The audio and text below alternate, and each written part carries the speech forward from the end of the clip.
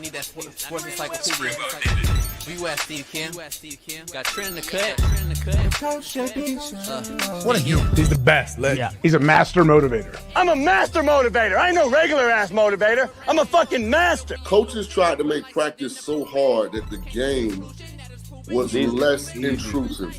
Like they coached you that way. Like people think, well, they were just yelling. No, they were trying to put you under stress and put you in under duress so that when you got in the game, you could mentally handle adversity.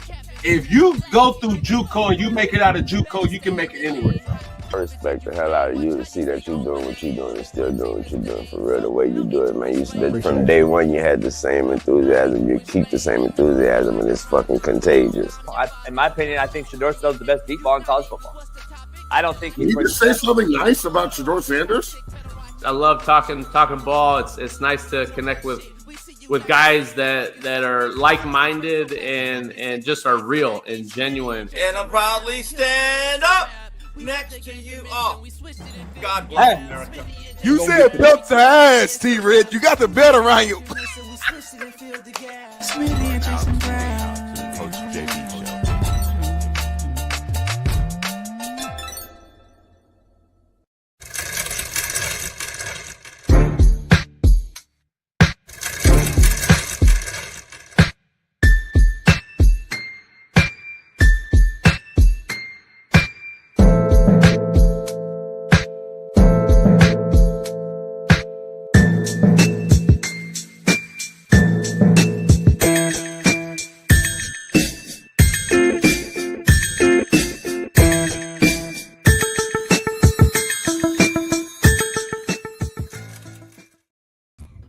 Yeah. He got his shades on, looking like Men in Black. You know what this is from? What? This is from that video I sent you. That GTA video, that video game I sent you.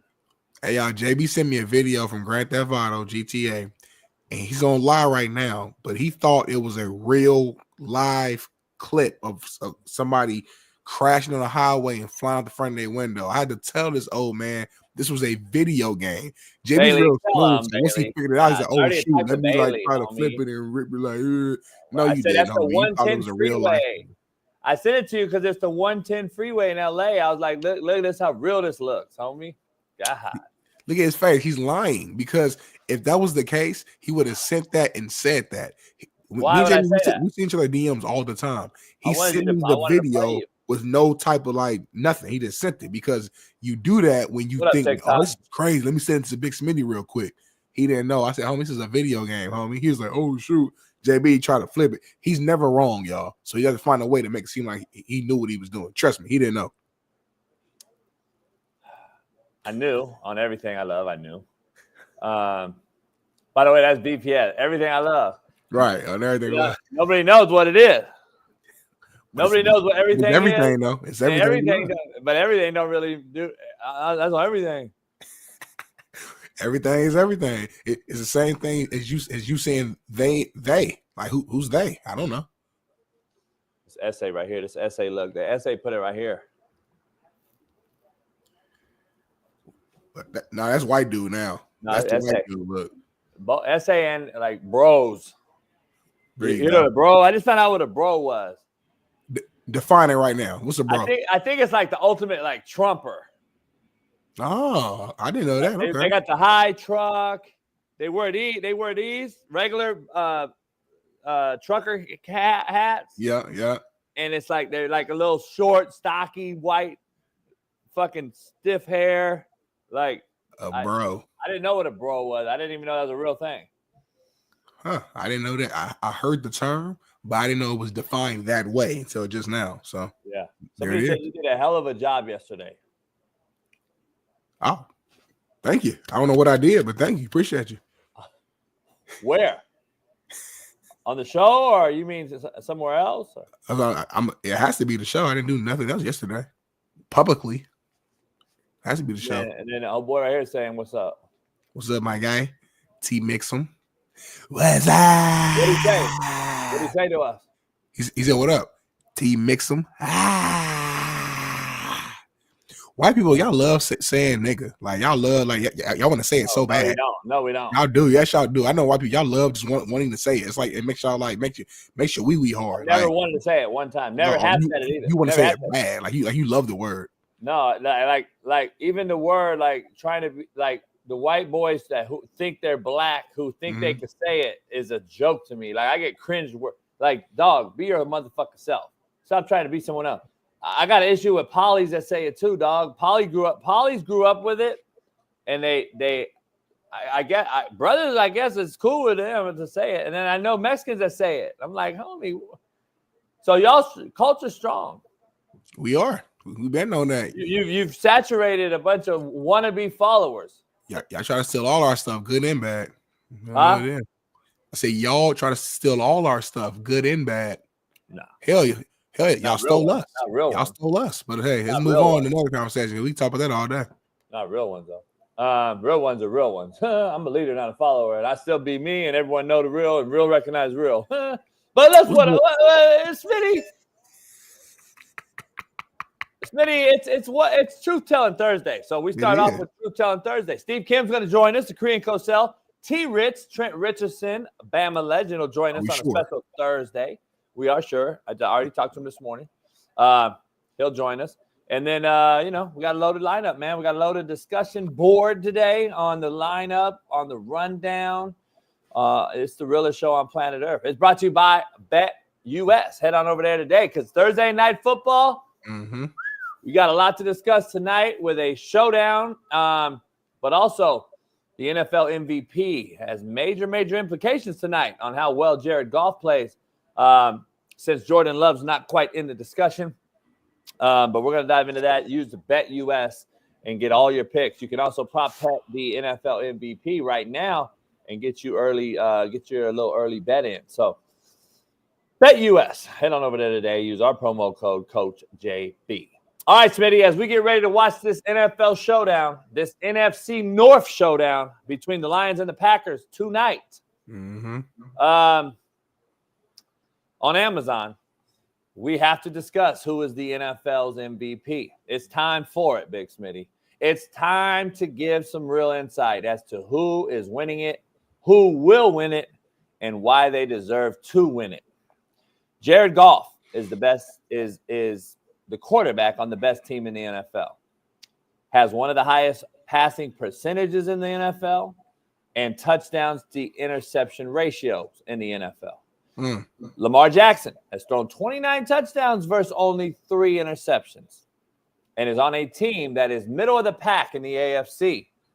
His best season, in my opinion, Josh Allen has 20 touchdowns versus 5 interceptions and has carried his team to be in the mix for the 1 seed in the AFC and already beat the Chiefs. And Saquon Barkley has made the Eagles a real Super Bowl contender with Jalen Hurts playing about as average as a highly paid QB can play. Those are your options, Smitty. But it's really unfortunate, before we dive into this discussion, that Joe Burrow's Bengals are this bad and that Sam Darnold will not get any consideration for what he's done this year in Minnesota. And also shout out to Baker Mayfield and the season he's having in Tampa Bay. But they also will not carry any weight in this MVP discussion. So having said all that, Smitty, my NFL MVP would either go to Josh Allen or Saquon Barkley. But after seeing CMC's season last year, which is very, very similar to this season by Saquon Barkley, but even CMC had more receptions and touchdowns last year. And then Lamar winning it over him with a very, very average season in comparison to what this season looks like for Lamar. There is no way Saquon gets it over one of these QBs. I wish the league would change the narrative for the award, Smitty, and award it to the best player who has the most impact on his team, and they won't do it. This isn't the Heisman, Smitty. This is the MVP, which means most valuable player to his team, to this league, and what he does week in and week out. Saquon Barkley, Smitty, is clearly the most impactful player for his team, and without him, the Eagles have about 5 losses right now. Without Josh Allen, Smitty, his team may not have 1 win. And without Goff, the Lions are pretty good, but not 10 wins good. And without Lamar Jackson, the league would be deprived of a special generational talent who we haven't seen since Michael Vick. But he continues to prove me right in big game situations when they load the box to stop the run. He has to show me he can make the pass when needed. Having said all that, Big Smitty, who is your MVP? Beautiful intro. I'll have to give that to you right now. That was smooth. I like the explanation and breakdown. Right now, today, Thursday, December 5th at 6:12 a.m. Pacific time, it's Saquon Barkley right now because of the stats that he has, the impact he has on the Eagles, how the Eagles are playing, how Jalen Hurts has been playing, and also the fact that the Eagles just faced off against the Ravens and the Eagles won that game pretty comfortably in the second half, in large part to Saquon's second half performance and dominance on the run game. Because the 2 guys I had kind of at the top going into that game was Lamar, was Saquon, and Saquon outperformed Lamar. Obviously different positions, but in terms of played better at his role than Lamar did at his role, and the Eagles are a better team than the Ravens record-wise. So right now, today, I have to go Saquon number 1 because of everything that you said and for the impact he's having on one of the best teams in the league. And then right now, number 2, it's close for me, man, because the Bills are balling and competing for a 1 seed. The Ravens are they're a little above middle of the pack. They're kind of, slightly above the middle of the pack. But Lamar's stats are so damn good. Like 29 pass touchdowns. I think he got 3 rushing, 3,200 passing yards. He's leading a lot of the categories as a passer. You look at the 3 picks that he's thrown. I mean, you could maybe put 1 on him. The other 2 was like blatantly not his fault at all. So he's having literally probably his best season ever. But the Ravens are, as a team, isn't having their best season ever. Now, are they still good? Yeah, I think they're 8-5 or 8-6, if I'm not mistaken. They're still like a good team, a team that you respect. But when you compare them to what the Bills are doing, competing for number 1 seed, what the Eagles are doing, competing for the 1 seed, and then the Lions, to me, look like the best team in the NFL. I just don't think Jared Goff's performance overall is in the same conversation as the other 3 candidates. So that's why I don't have Jared Goff will be 4th on my list, although he is on the best team, because these other 3 players, to me, performances are better and their teams are still good. They're not as good as the Lions, but they're good enough to where because for me, it's a balance. It's like, is your team winning? Are you a playoff team? How much impact do you have? What are your numbers? How great are you this season? It's kind of like a mixture. It's like a gumbo mixture for MVP. I put it all together and then I see what comes out. And to me, right now, December 5th at 6:14 a.m. Pacific time, it's Saquon. I'm gonna give Josh Allen right there, slight edge over Lamar, but it's like neck and neck. It's like 2A and 2B, and then I got Jared Goff at the 4th spot. I'd have Goff. I'd have Lamar at 4th, only because of this reason. People don't look at it at a macro level. Jared Goff per game. Let's go game by game. Jared Goff has outplayed Lamar Jackson, consistently speaking, and his team is winning because of it. If you look at Lamar Jackson's had about 3 spectacular, unbelievable games, which has given him almost 15 touchdowns in just those 3 games. Take those 3 games out, and you see Lamar has failed or played pretty bad or poorly in a multitude of games. Last Sunday, he had a very bad game. 2 weeks prior to that, he had a very bad game. Very Lamar bad. Had many more up and downs this year, and that's why I would have him at 4th. I think he's a generational, unbelievable talent. I think very bad is strong. Yeah, well, I mean, I'm talking about these 4 players, though. So versus these 4 players, or these 3 other players, I would have Lamar at 4th. Jared Goff has a 5 interception game, too. Yeah, I know. But 3 of them, one of them was a Hail Mary. 2 of them was dropped. I mean, I watched the games, too. I see what the difference is and just throwing 5 picks. And he won the game, Smitty. To me, I would argue that that's even more worthy of an MVP. No, that's because how good his team is. Yeah, I'm just saying. For Lions me are to great. come back and win that game is kind of MVP worthy to me. Throwing 5 picks and winning the game is like, that's what you want out of your MVP. I'm not a Jared Goff guy. I'm not at all. I tell you that he, to me, chokes in the big games when the lights are brightest. I would not put any stock in Jared Goff winning me a Super Bowl. I'm going to tell you straight out. You know me, I'm going to keep it real. Jared Goff I'm glad the Rams got rid of him. Still to this day. So I have I actually like Jared Goff. I like him. Don't get me wrong, but he's a regular season quarterback, like a great one. But in the playoffs, man, I don't know. I'm not big on him. But I would still have him. I would have him above Lamar right now, even though Lamar's stats are being unbelievable. But like I said, if you look at it, you throw some shit at the wall. He's had some great, unbelievable MVP games, and then he's had some bad games. And Jared Goff's been like this the whole year. So to me, him and Josh Allen would be ahead of him to me, but I would have Saquon as the leader because of what he is to his team. Without him, Smitty, the Eagles aren't even in We there. agree at the top. Saquon is there. I don't even think there's an argument right now today in this current moment. He's on pace to beat Eric Dickerson's single season rushing record. And I think he's gonna actually do it the way he's playing. I don't see why he won't. One more game though. But of course. But because of that, I think he might actually do it. But to me, my last point, Josh Allen, Lamar, they're kind of similar for me because they have to do so much for their team.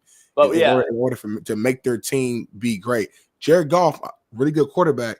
But like the Lions, they're a well-oiled machine. Yeah, but you take him off and put the backup in, they're not 10-win team. No, of course. You know me. I'm the guy. There's definitely a drop from the starter and the backup for sure. But if you remove all these guys, which team will get affected the least? In my opinion, I probably put the Lions at the top. Honestly, if I'm being real, saying if Lamar got knock on wood, something happened to Lamar. I don't want to even put the energy out there. Jared Goff, Saquon, all these guys, something happened to them and they couldn't play. Which team would get affected the most? I think it'll be the Lions. Again, it's not Jared Goff's fault. You can't control the fact that you have a good team. I'm just saying that the impact that Josh Allen and Lamar in their daily duties of what they have to do to make that team go is different. Listen, the Ravens are a few kicks away from being 9-3 right now, or 10, right there in the mix. And again, I'm not trying to put the whole game on Justin Tucker, but again, I watch the Ravens every single Sunday. Lamar's driving them down the field, get them in scoring position. They have some people think the greatest kicker of all time, who historically would make them. He's missing them now. So to me, Lamar to do a better job. If I flipped the coin into the end zone. If I flipped a coin on you though and said the Ravens are also 3 plays away from being 3-7. What are you going to say? I would ask you how. I would ask you to explain that. I mean, I've watched the Ravens too this year. Yeah, I would ask you They've won some games. The Bengals, look at the games that they've won that you can look at and be like, oh, shit, they should have lost those games. The Raider game they should have won, but they lost. We argue that. They've also won some games as the Raiders did against them. And Tucker has lost them some games, you can argue, by not making a couple kicks. Like 3 games, normal kicks that he always makes, regular kicks. Yeah, but they also lost some games. They also won some games they could have easily lost. It goes both ways. This is what the NFL is. That's why it's a man's league, in my opinion. Hopefully it continues to stay a man's league. But I don't know. I think this is the B Channel's name. We already put it in the chat. So go check out and follow the Coach JB's second channel, our backup channel. Go check it out. We'll be having some content on there, some personal content as well. Follow it today. We just dropped the link right there in the chat. So go subscribe right now. Let's get everybody over there. So if something ever happens again, knock on wood, we have a show without any hesitation. So follow that channel right now, the backup channel at the Real Coach JB show. Smitty, let's dive into this.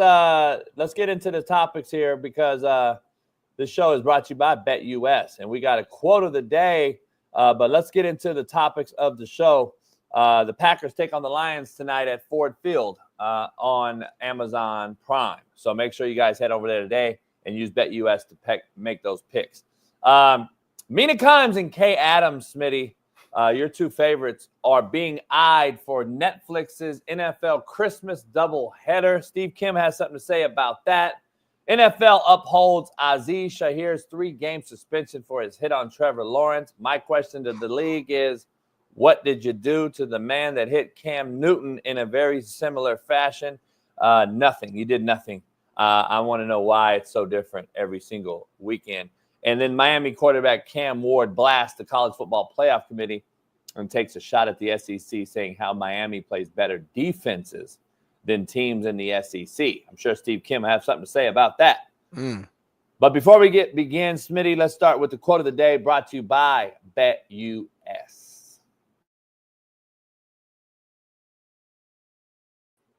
What up, what up, what up? I am here for BetUS. BetUS is now powering the Coach AB Show with Big Smitty as our proud new sponsor. Head on over to BetUS today and bet all things Major League Baseball. We're in the thick of the playoffs. NBA is getting ready to start up, and the NFL is right dab in the middle of the season. You can bet it all on BetUS. Short, fast, skinny, tall, they bet it all. And make sure you use my promo code CoachJB and get you 150% off, up to $2,000 on your first bet and up to 125% off on your second and third bet if you choose to do so. Plus, you get insurance protection and gambler's protection on both second and third bets. So make sure you head on over to betus.com, use my promo code CoachJB, and make it happen. BetUS, the best offshore book in the business. Head on over there today. Is our proud new sponsor, the Coach AB Show with Big Smitty. BetUS. Go check it out. Peace.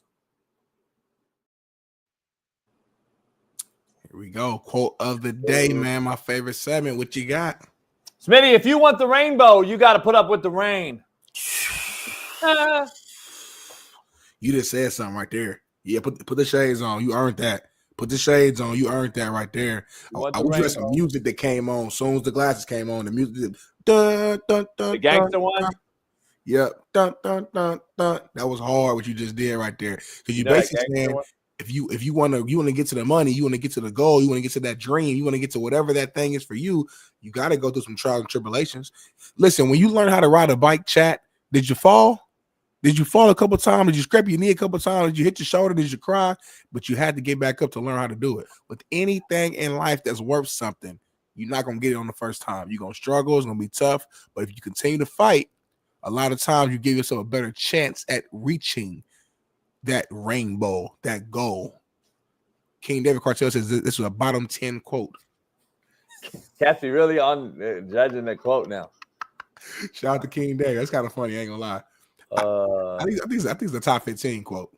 Really? I hope he understand what you're saying. That's top 15. He don't understand. He's not very smart. He's not very smart. He don't know what you're saying. And if he's not a member, he's really not very smart. So contrary to belief, brought to you by Prize Picks. Head on over today and get your prop bets in for tonight's game, Packers Lions, using my promo code CoachJB. PrizePicks.com.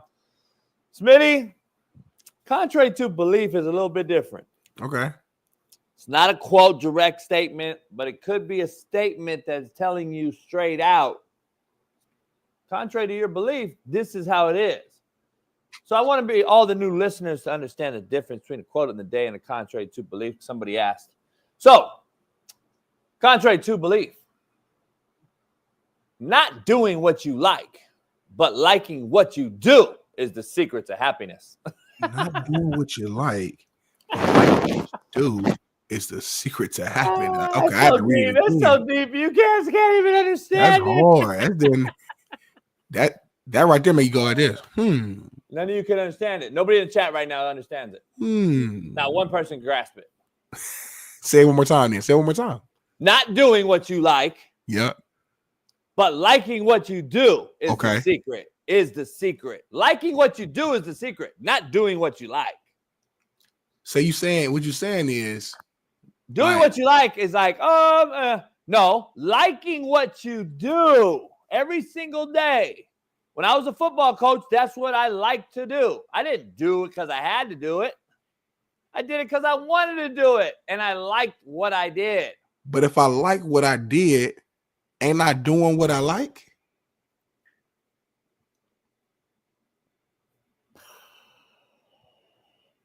And if I'm doing what I like, that means I liked what I did.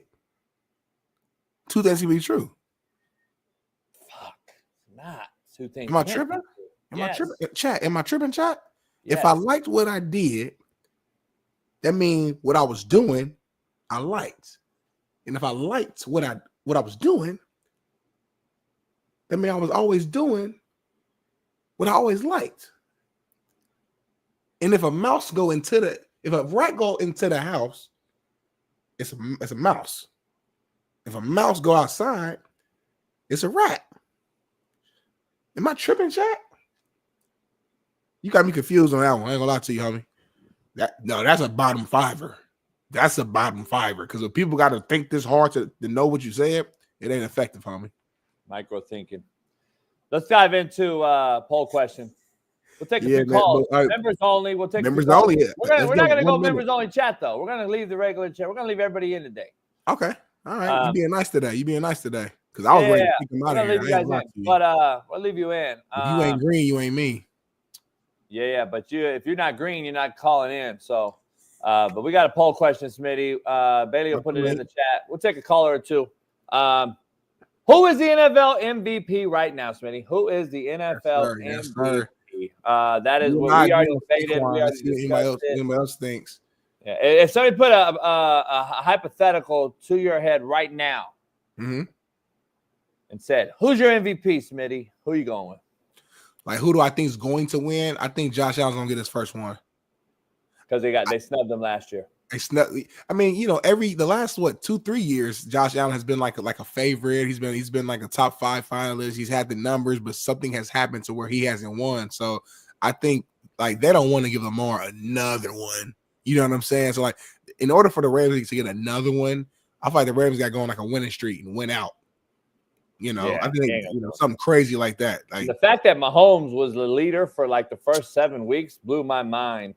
Let's take a caller, Joe Accord.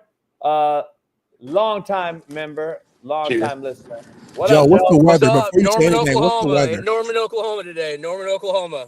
What's the weather? It looks sunny. Oh, yeah. You want to see it? There we go, bud. Thanks, Joe. Can't see the sun no more because of Biden. Go ahead, Joe. What's up? My sister-in-law at the train station right now. Okay. I think it's got to be Saquon Barkley. I think that he's on the best. I think he's on a path that, I don't know. He realized the Adrian Peterson year that he had when Adrian Peterson went over 2,000 yards. Yep. And got the MVP. That's what it kind of reminds it at. No doubt. It's not Sam Darnold. It's not Sam Darnold. I understand. But, hey, I did say Sam Darnold would get you 11 wins, and they got 10. Yeah, I think they might get 12 now. Comeback player of the year. Shout out, Joe. Big Rube, you're in next. What up, y'all? What's good, What Rube? up, Big Rube? Hey. It's been a rough year, but we stay out here representing. You know what I'm saying? We coming straight out of nap. We in developmental stages right now. You know what I mean? But it is what it is. So I'm gonna put it on for the squad. But yes, I will go with Love the hoodie though. I love the hoodie more though. Hey JB, I've been trying to holler and get on with y'all for a minute, man. These dudes be out here goofy, trying to mess with the show and shit, man. Come on, bro. We ain't got time for that, dog. No doubt. I can tell how he's talking right now. He's really from the city. See, a lot of y'all don't understand Indianapolis. Yeah, you sound more like than you He's do. from Indiana. He's from the city. Shout out to Big Hey, Rube. who's your MVP? I don't know, man. They're probably gonna give it to Allen. They're gonna give it to Josh Allen because he'll take them dudes far. They'll probably go somewhere in the AFC, and then Detroit gonna smoke whoever goes to the Super Bowl. No doubt. Hey, you gotta call back again, man. Appreciate you calling, brother. All right, y'all be easy, bro. Cook it up, chef. No doubt. Yeah. Shout out to Big Rube, man. Drew, let's bring in Big Drew guy. Drew, who's the MVP? What's up, guys? I think you said it perfectly earlier, JB. I think with it being the most valuable player to your team, you take Josh Allen off the Bills this year, I don't know if they win a game. I really don't. Now, Saquon Barkley, best player this year for sure, but I don't think the Bills win a game without Josh Allen. He's too important to them. That's a good point. You know, and the more I think about it, man, like appreciate you. I wouldn't be shocked if thank you, man. Wouldn't be shocked if Saquon won like Offensive Player of the Year and then Josh Allen won the MVP. Because he actually makes a good point. Like we came to the season like, damn, they lost Stephon Diggs, they lost their other receiver to the Jags. Like, who does he have to throw to? We questioned the running back. We questioned so much, and they're one of the best teams in the NFL because of Josh Allen. Let's bring in 2 more callers. We got Ryan Schofield. He cooking right now in the building. Ryan cooking. Coach? Ryan, what up, man? Who you got as your MVP?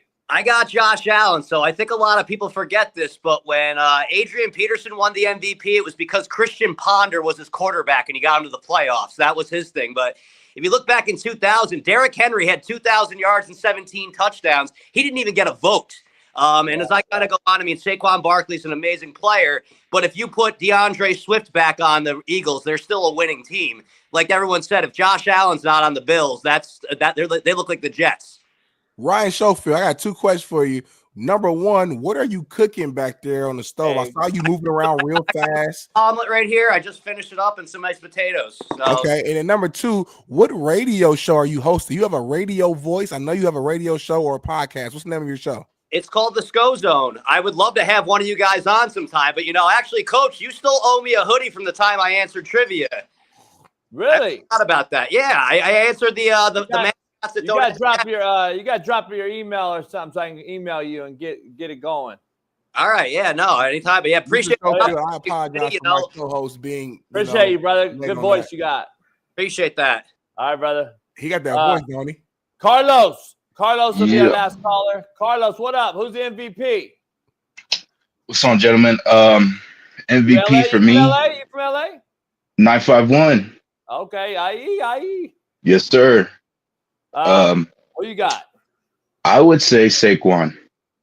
This is reminding me of a very LT-ish MVP year. It's almost destiny. It feels that way, don't it? Yeah. It feels like the return of the running back too. You know what? This last year we're talking about all the running backs fighting to get their money, fighting to get their contract. This year feels like a little bit of a resurgence. Josh Jacobs playing well. You got Derrick Henry playing well. Saquon Barkley playing well, and they're leading their teams in a lot of ways. So it's a good take, my guy. Hey, shout out, Carlos. Appreciate you. Carlos probably offensive guard, right? Left guard? Yeah, I don't know. Yeah, maybe guard, center, nose. Yeah, nose, probably nose. Yeah, dog and nose. I want to ask this question real quick before we move on. By CMC being hurt and being done for the year, does that help or hurt Saquon Barkley's MVP run? You might have to deep think this because if you know where I'm going. From a contract standpoint? Last year he was leading the voting for like 90% of the year, and then Lamar took it at the end. Like everybody was leaning towards CMC, Josh Allen, Lamar. Last year it was a 3-man race. Purdy was in the mix. Nah, it was never serious. No, last year Purdy was in the mix. Nah, he's garbage. Is the Purdy hype done? Can we get over the Purdy hype? Is he over, please? I'm saying last year, his numbers wise and stuff, how good they were playing. I mean, I think they're not even close to any of these numbers by any of these QBs. The reason why, you know when Lamar took over last year, because Lamar wasn't in first place for most of the season. He was like just hanging around. But then the Ravens faced the Niners. I remember this game, and Lamar showed up and showed out, and they put belt to ass against the Niners, and that was supposed to be like the game of the year. It's supposed to be the 2 best teams face each other. Super Bowl preview. Lamar showed you who he was. And the Ravens beat that ass, and that was the moment I think Lamar, and it happened late in the season too, and that's what happened. The opposite happened this year. 2 of the better teams in the league faced each other, Ravens and Eagles. Saquon balled out to a degree and let us. So that's why I think Saquon has the edge, and it's kind of I think right now. I mean, if he keeps doing what he's doing, Eagles keep winning. And if he breaks Eric Dickerson's single season rushing record, and the Eagles finish the season, I don't know, 13-4, whatever the case may be, I think Saquon might give it back to the running backs. Yeah. Well, let's get into the show, man. 35 minutes of a lot of different discussions. Now you guys know where we are. It is Thursday night football. Prime time. All eyes will be on Jared Goff and Jordan Love tonight. And and we'll see what they do. We're gonna get to that. We're gonna get to that, JB. I'm gonna give you my bet US picks tonight too, because I got a 3-game parlay, some NBA mixed with tonight's NFL game that I'm gonna give you guys a lock pick of the week, just like I won the last 2 lock picks of the week. Ooh. Don't trip, because Denver did cover by 6. Don't get it twisted. I almost hit a 6-gamer last night. I went all overs, and fucking Milwaukee, the Bucks in Atlanta cost me, homie. You got to always be careful with JB. When JB says he almost won a certain parlay, you got to get real specific, because he called me a month ago, homie, I'm about to win $250,000. I'm almost got it. Oh my God. I said, okay, like how close are you? Okay, well, the Colts got to go down and score and then not only lose by 3. The Dolphins got to make the next 2 field goals. I need Jared Goff to throw 5 more touchdowns in the second half. I said, well, hell, homie. You ain't that close. It was closer than we thought, though. But anyway, man, let me dive into the rundown, man. The first topic here, the NFL, man, actually upholded Azeez Al-Shaair's 3-game suspension for his hit on Trevor Lawrence. Trevor Lawrence has been put on IR, and Tom Brady, my coworker, had a little comment on Azeez Al-Shaair's hit on Trevor Lawrence, saying that quarterbacks need to take care of themselves. Is there a video, Bailey, that we want to play, or is it just more of a quote here, Bailey? What do I know? It's crazy, huh? Yeah, I mean, like it seems like can we put something in context real quick? Yeah. I already know you know what I'm about to say. It seems as if I say it first, and then legendary Tom Brady says it after, and then what I say just gets fucking thrown under the wash because I'm not the name that Tom Brady is. But It sure seems like my little voice says it, and then about 2 months or years later, Tom Brady says exactly what I say on a small show that's growing, versus Tom Brady, who can get on a mic anywhere and the shit is instantly viral. Doesn't it seem like that? I don't know. Maybe I'm just tripping. It's having a couple of sound with a couple of your quotes, but I don't know if you're insinuating that people are just listening to your quote and they're writing it down and they're taking it going somewhere else. I know not quote, just my takes. I know Brady's not doing that. I know Brady's not just sitting at the crib like, no. JB said that. No. I'm just saying it's funny that it happens. It is funny though. It's ironic with some of the not a quote. He just takes exactly my take and then says it. Well, that just means that their great minds think alike. Like that means other quarterbacks, because you played quarterback, agree with you, which makes sense. Again, I'm not saying the stuff you say is just crazy. Even with this hit, we disagree only on the fact that me as a defensive player who used to hit people, it's hard to explain unless you actually played. And I know, listen, even Weddle kind of disagrees with me. That's fine. Like this is one of those plays where it's like I can see both sides. I just truly believe that Azeez didn't have to put the extra oomph on it. I think that was a choice, which again, I'm not mad at the choice. We're trained to go out here and destroy and hit quarterbacks any chance that we get. But I'm saying he had enough time when he launched to be like, he's sliding and kind of just like, again, roll over. I've seen it so many times. Like I've seen guys like kind of give themselves up as the defensive player and not do nothing extra, to where like you might make some slight contact, but you're not really like trying to hit him. You're just like, he's sliding. You kind of fall over. You do a little gator roll and you keep it pushing. You know what I'm saying? But this dude's like, nah, I'm launched. I see he's sliding. I'm still gonna give him one of these. Again, I'm not mad about it, but understanding today's rules and how quarterbacks are protected, I thought that individual play itself was considered dirty in today's game, in today's leagues. It was unnecessary. Now, I'm not going to go here. There's people out here going like, what's your man, the offensive lineman who you say he's like running the whole thing, came out with the quote the other day, Runyon. He came out, his stuff sounded almost personal, the way I'm not going that far, like all the stuff he was saying about Azeez, but it wasn't personal when Cam Newton got hit. That's what's crazy to me. It wasn't personal when Cam got hit. Cam get hit. Cam ain't playing because he's big. Because he's big. I want to hear the same shit. Because he's big. Shut the fuck up, people. When did Cam get hit? Shit. Maybe Bailey will bring it in. 15 years ago. No, he got hit a few years ago when he came back, and he got same exact slide, same exact act, same exact situation. Got hit the same way by the Falcons. You know the difference, homie. He's black. I don't want to play the race card with it. I'm going to play the fact that we are so fucking inconsistent as referees in a league that should be paying them full time. Instead, they don't. They hire part-time referees in a professional sport that is the biggest professional sport in the world. We hire lawyers and doctors to be referees on Sundays and Mondays and Thursdays, and they are half invested in the actual game. They actually watch what's going on. So guess what? You're going to get inconsistent flag play, and that's just what it is.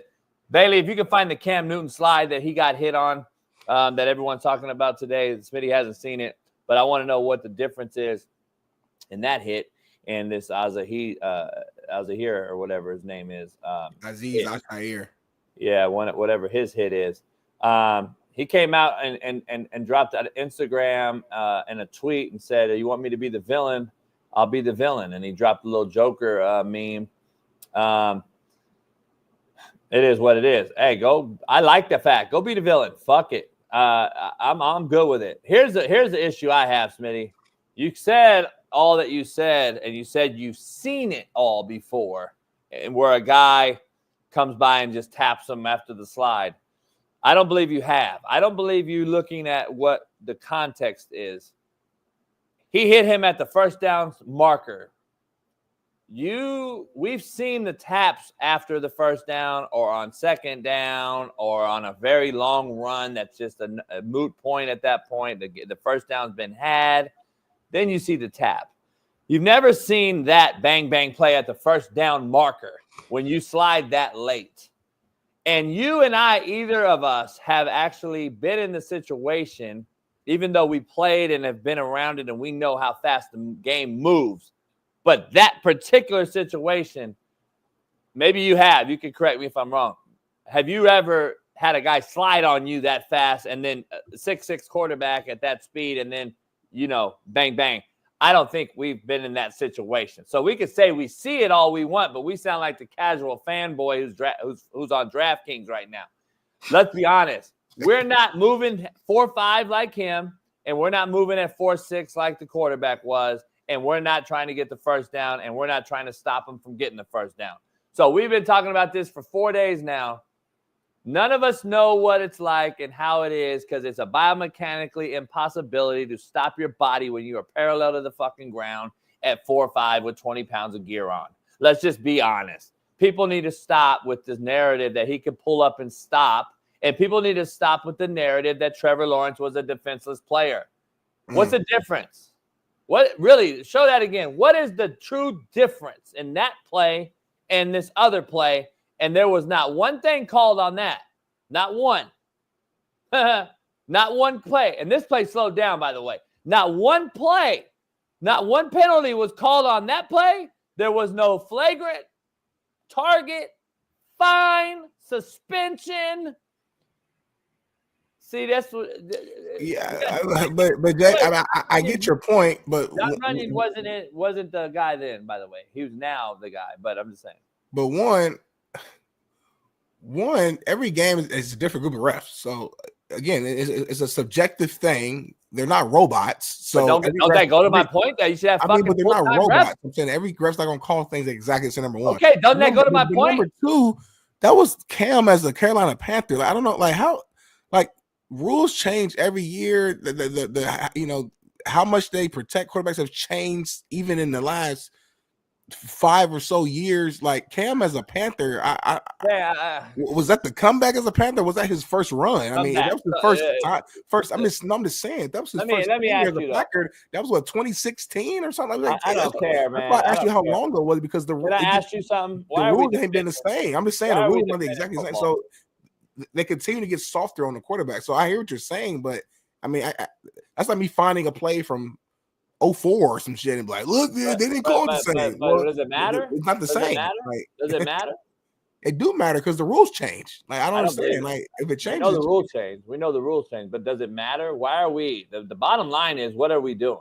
We're defending a football hit in a football game that allows hitting. And we're steady trying to find ways to figure out why we're defending a quarterback that wears pads the same as the defender that wears pads.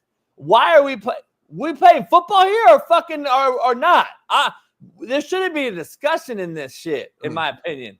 Like, stop with the discussion on this whole thing. Like, I don't even know why it's a fucking debate. I don't know why it's even brought up. The shit should have never been brought up. Just as in Cam Newton, that hit right there was never really brought up. And he got knocked out. He was like catatonic too. I'm trying to figure out, it's football. Shit happens. Football plays happen. We have softened the game so much that now we are making every fucking excuse in the book how to protect the asset. And the asset is the $100, $200, $300 million quarterback that wears the same gear as the guys on defense. So if you're going to change that and you're going to bitch and cry and moan about that, then you need to take the QB out of the equation and put him in shorts. Because there's no other debate to be had here.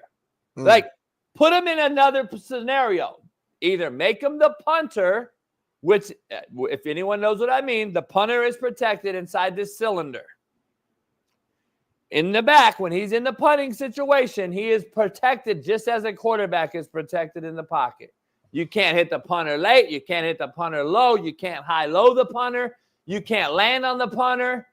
There is no difference between the punter and the quarterback when he's in the pocket. The difference is, Smitty, when the punter fakes the punt and becomes a runner, how many punters have we seen get absolutely boom-bazzled? We've seen it in all-star games. We've seen it in the Pro Bowl. So I'm just saying, dog, there's only a few Pat McAfees that are going to try to go talk the shit and hit a guy. Let's be honest. So go look at what Sean Taylor did to the fucking punter.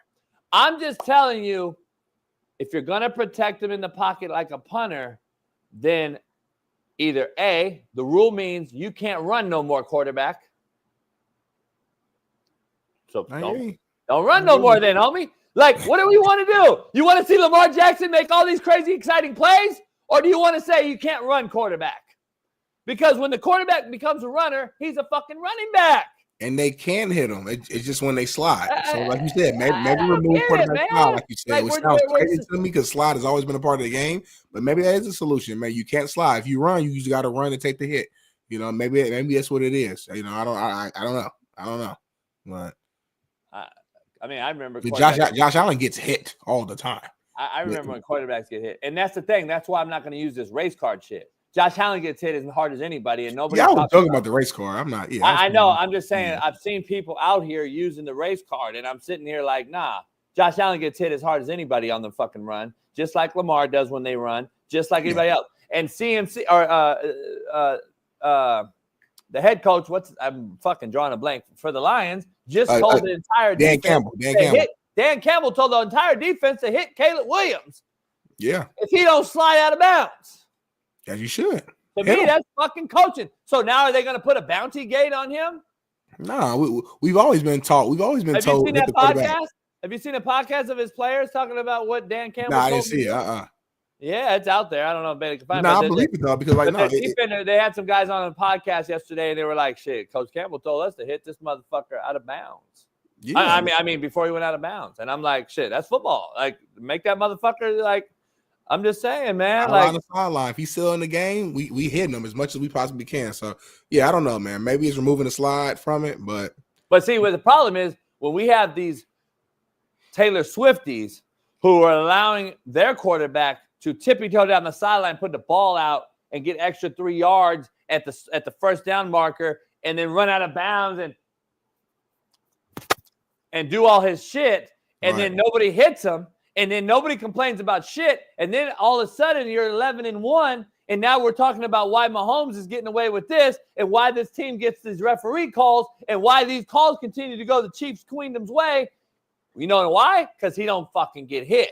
And he don't fucking get hit And that's the reason why the Lions beat the Chiefs game 1 last year to start the season, because they were putting a hitting on that motherfucker, and he didn't want to break the pocket and run. Because Campbell said, let's hit that motherfucker, just as his players said about Caleb Williams yesterday on this podcast. So, and we got the clip right now. Let's show it real quick. Craziest part is before the game or in our team meeting, Dan was talking to us and he was showing clips of Caleb like going out of bounds, going back in, going out. He said, "No, you don't." The beginning of it was, "No, you don't," and then it was just clips of him doing that. He goes, "If he does this, we're gonna hit his ass." And he's already warned the refs. The refs know. So when it happened in the game, like, I already know there's no flag because he was not out of bounds, came back in. Jack hit his ass. We're like, yeah. And everyone on the Bears like, what the? That's a flag. We're like, bro, he went out, literally came back in and took it. Like, damn. Yeah, no, he never stepped out of bounds. Yeah. See what I'm saying?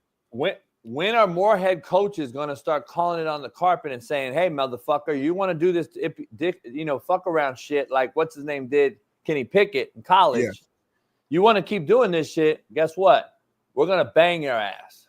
And that's just, I wish more coaches would do it. Yeah. That's what I'm saying, man. I'm just like, I don't get it, man. I definitely feel you on that, man. And speaking of, quarterbacks and hits, I'm gonna skip over the second topic. By the way, that motherfucker sounded soft. Tua was asked how surprised he is by the team's 5-7 record, and he basically said nobody else will say it but me. I feel like this has a lot to do with myself. Obviously, putting myself in harm's way in the second game, basically leaving my guys out to dry. Here's a video right here. Very surprised. I don't think that shows the character of who we are as a team. Doesn't show the work that we've put in this offseason together. When do you show the character, homie? Nobody else will say it but me. And I feel like this has a lot to do with myself, obviously putting myself in harm's way in the second game, going down, basically leaving my guys out to dry. That's what I would say. And anyone can have an opinion about, like, it's football, it's this, it's that. I do take heart to that as well. I'm done. I don't want to hear it no more. I'm over the fucking Miami Dolphins. Tua, I love Tua and his family. I don't love Tua as a football player. I don't love Tua continuing with the fucking excuses. I'm tired of hearing your fucking weirdo fucking coach.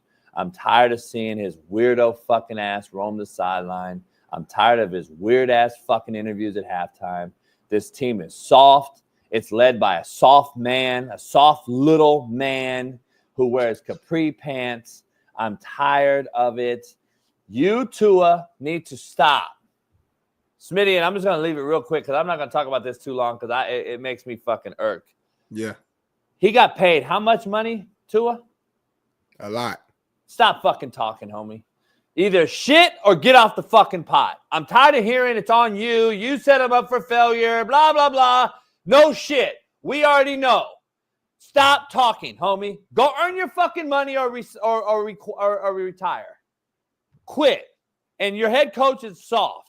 And he was soft when I saw him on the cell phone when he got the head job for the Miami Dolphins on the way to go pick you up to go eat fucking spam and fucking pineapple, homie. Stop.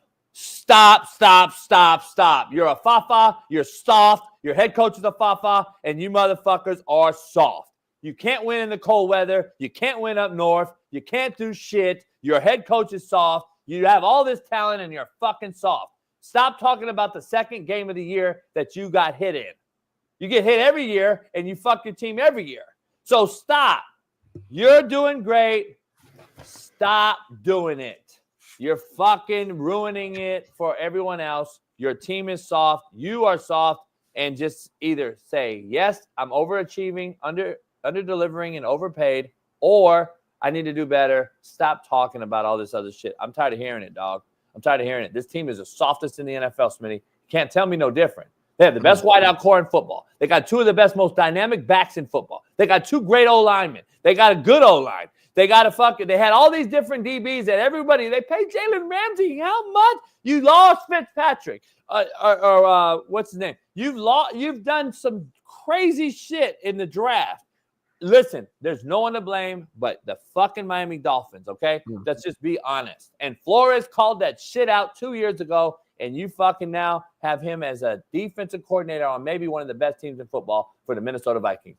That is what you get. That is what happens. And I love the fact that you continue to go up there and defend your shortcomings. You're fucking under-deliverer, homie. Just call it what it is. It's hard to follow that up. I mean, I didn't know JB gonna be that passionate about this topic right I'm here. just tired of hearing. Don't you like see when he walks up there and it's just like the same voice? Very great, educated family, great kid. Well, homie, I'm just tired of hearing it, dog. I'm tired of seeing it. I'm tired of seeing. You don't want Tua to talk no more. Nah, I don't want Tua to talk no more. Nah, like true story, real quick, homie. Yep.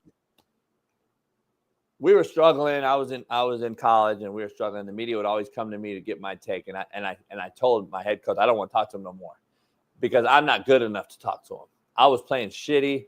Our team wasn't very good, and I said, you know what?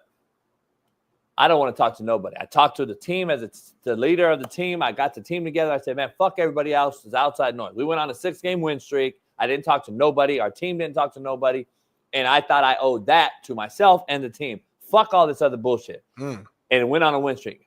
This is what they need to do. The Dolphins need to do that shit too. The Dolphins need to do the same shit. It's a little different. Because it seems like it's always a show. Tyreek Hill had his 10th baby by his 10th baby mama in 10 months. Then we got this fucking guy, Waddle, who's always hit and miss. Then we got some fucking soft Mozart who led the league in touchdowns last year. Now this year, he's done nothing. Then we got A-Chain, who was supposed to be this fast, explosive guy out the backfield. And then he's still the guy, but we don't get him the ball. So now we make an excuse as to why we don't get him the ball. Well, ask your soft head coach why you don't run the football. Then we got this defense that don't travel up north. But at home in Miami in 88-degree weather, they're fucking legit. Like, homie, stop talking and go out and fucking beat somebody that matters. Like, period. Like, I'm tired of hearing it, homie. This is the softest team in the NFL, and it's fact. It's fact. It's not a fucking up for debate.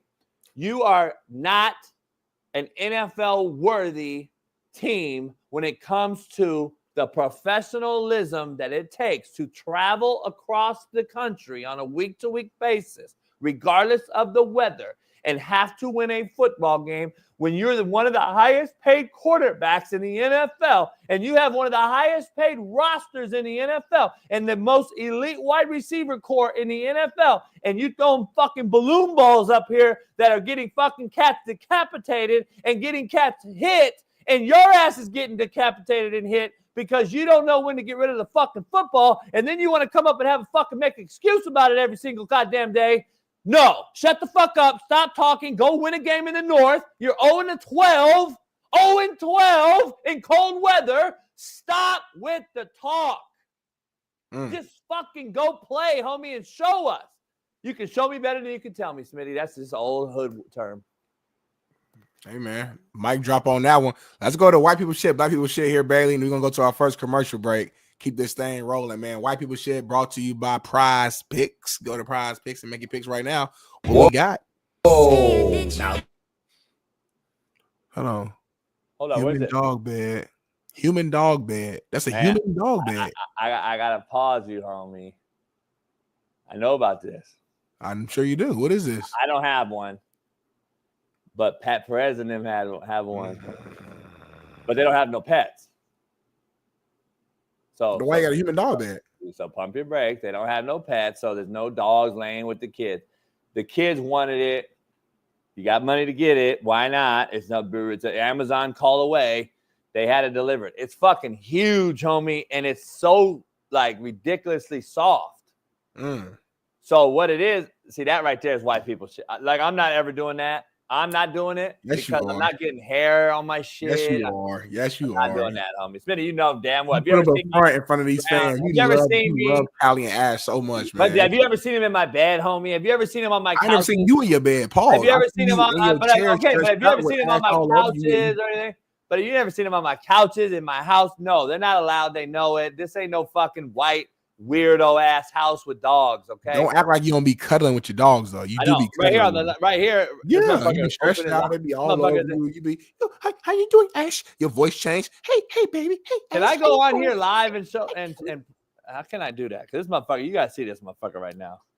It's unbelievable. Just do a video and get it to Bailey. Yeah, real quick.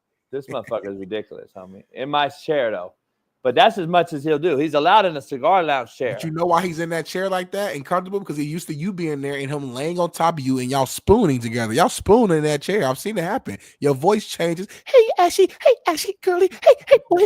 Hey, how you doing? Did you How just doing? use the Hey, term Callie. spoon? Callie. Hey, Callie. How you doing? Hey, Ashy. Did you just use the term spoon? Yeah, you and Ash be spooning, homie. And Big you're spoon, gonna little talk about spoon. you're gonna talk about soft, and you use the word spoon. what- I've never that's used what- that word in my entire life. I've never used that word in my entire life. That's what y'all be doing. The only word I've ever used, even close to that, I've used cuddle. I've said cuddle, That's worse than spoon. Like, think, but I don't say it. use cuddle. I don't use cuddle, but that's the word I would use. I definitely ain't using spoon, homie. That's worse than spoon, homie. Spoon sound a bit more masculine to me. But look at this motherfucker, man. This motherfucker's just sitting here, homie. He's staring at you too. Look at him. No, he's knocked out. Oh, his eyes. He's snoring. Is his eyes open though? Nah, Motherfucker, sleep with his eyes open, homie. nah, his eyes are closed. Homie. That left eye open. Nah, they're closed. I'm watching it. It's the same right now. He's closed, homie. He's snoring, homie. But I'll cuddle. Yeah. Thank you. With him over there in that chair though. I know. You've seen him lay on me over there. Yes. I'm not laying in a bed that he sleeps in though with him. What's the difference though? It's a Terry. That's his bed. That's his bed. I'm not cuddling. It's cuddling. What's the difference? What? If you fuck a chick in the living room or you fuck her in the cigar lounge, you still fucked her. Yeah, but I'm not sleeping in the dog bed and fucking her. Homie, dogs have a bed and then humans have a bed. I'm just saying. Now, what I'll do, I'm thinking about I might go to Costco today and get that because I could put both my dogs will sleep in that. And I can get rid of, I can eliminate a couple dog beds. Callie don't like being bothered with Ash though. You know how it is. She's not sleeping with him. Fuck! You know that. She don't. She'll growl at him. She'll like get up, like, yeah, he too young for it. She like, I'm old, like, get away from me. I'm chilling. You know what I mean? Babe, do we got one more clip before we go, or is that the only one? Okay, that's the only one. We're gonna go to a quick commercial break, 5-minute commercial break. Actually, I'm gonna take a piss, brush my teeth, wash my hair, wash my face. We're gonna come back with We're more. gonna do a 4 minute. We're gonna do a 4 minute now. All right, we're gonna do a 4.5 minute one. It's me in the middle. We'll do a 4 minute. 4:30. 3.5 minutes. I'll be back. All right, we'll be back. What up, man? This is a proud new sponsor of the Coach AB Show with Big Smitty, and it is First Round Performance. Yeah. Make sure you head on over to firstroundperformance.com. We got the merch, the gear. They are top-notch company. High quality, JB. All about the party here. Workout gear, exclusive gear. What's that right there, JB? By the way, nobody else in the country or the world has this short right here. You can put this short on. It helps your back. It helps your hamstrings, helps your quads as you work out. What? You can wear these right underneath your workout shorts or what have you. It's kind of like a girdle, but very, very comfortable. Shorts Against Syndrome. It's SAFS. Go head on over there and check it out. First Round Performance. JB, they got workout bands. They got ankle weights. What's this? What's in that box?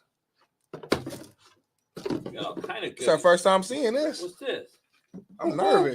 What's that? A 40-yard dash, electric timer. You can go get your workout on with the light and the strobe, the whole deal. FirstRoundPerformance.com. Oh, you just turned it on, JB. Bam. You want that smoke? Go check it out. I know you ain't trying to race me, I might JB. race Smitty and smoke him. You ain't trying to race me. You scared of that life.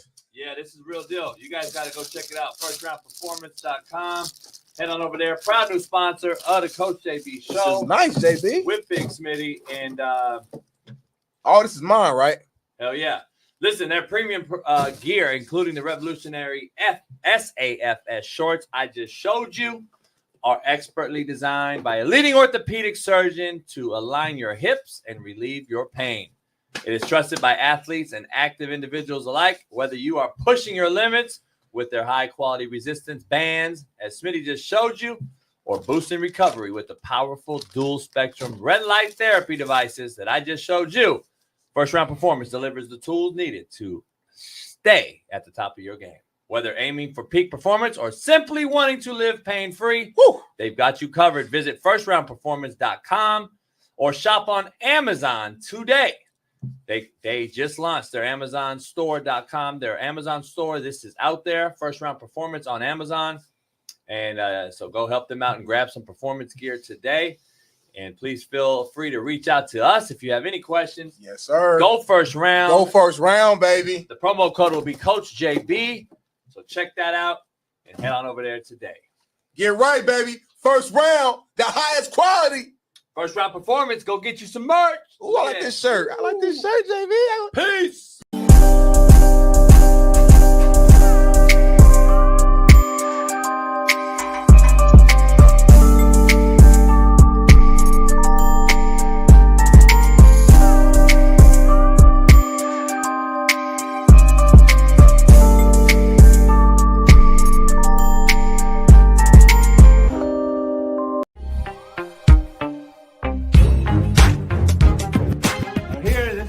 Infamous, one of the palm trees that Ash ate. So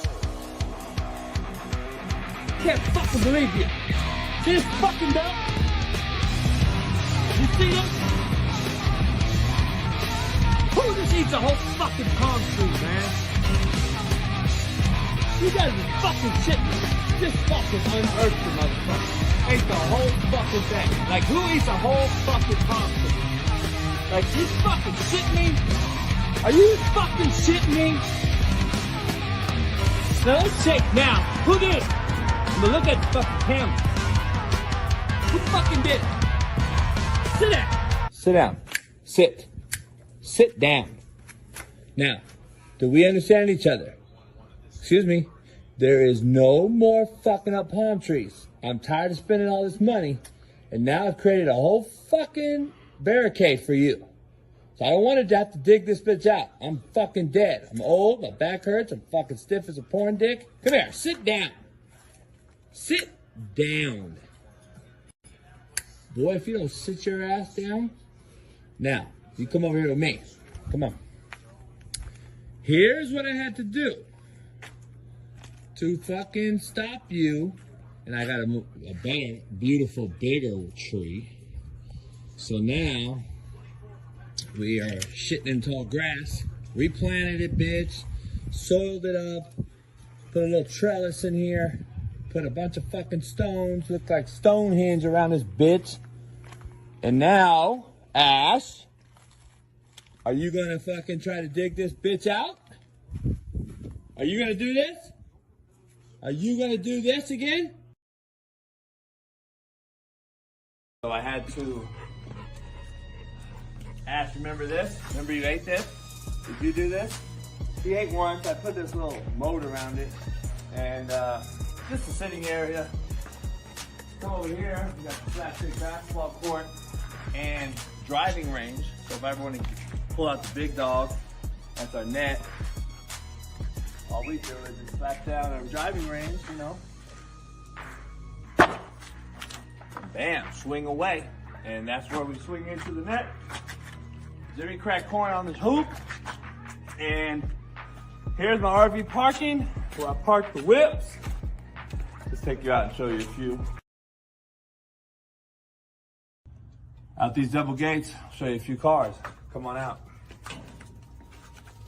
So right here, of course, is the bad boy. The last year they made this Cadillac EXT, one of a kind.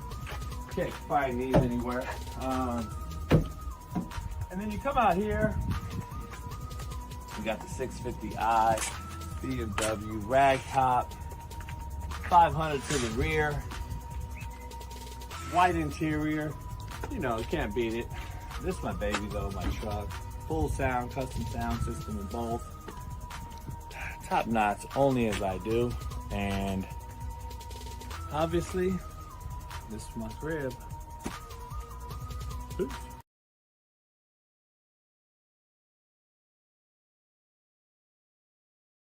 All right, that's JB's Cribs. Appreciate you coming by. Listen, it's time to go.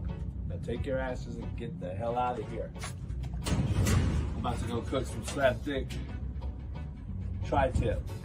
It's been a pleasure. Now go home. Peace.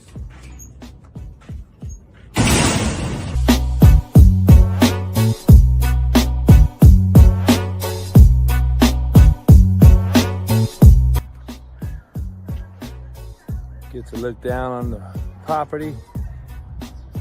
That'll do it. Real close JB's Cribs. Peace.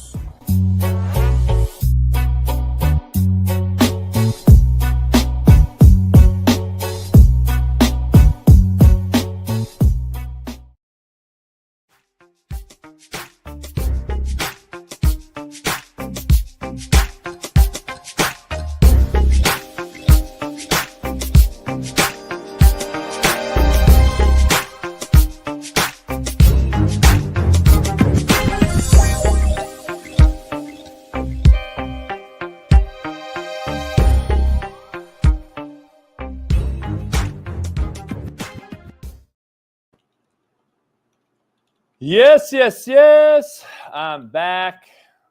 We are back. Smitty is slow. I don't know what he's doing, but we got a lot to discuss. Steve Kim's going to join us here in a minute, and then Trent Richardson will join us as well.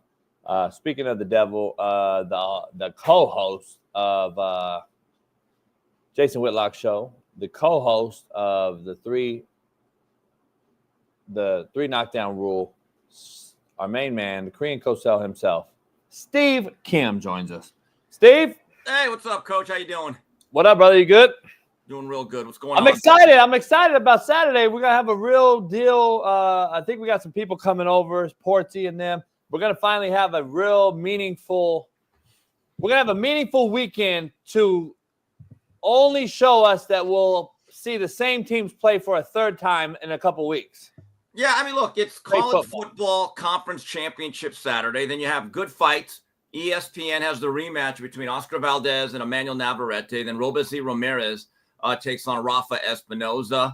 So it'll be a good time. It'll be like the last Saturday football palooza of the year. And then after that, I can go back to 10 Goose boxing on my usual Saturday morning workouts. But seasons go fast. Seasons go quick. And it is what it is. By the way, things are going well, better than they are for the Lakers. Wow. What's going on there?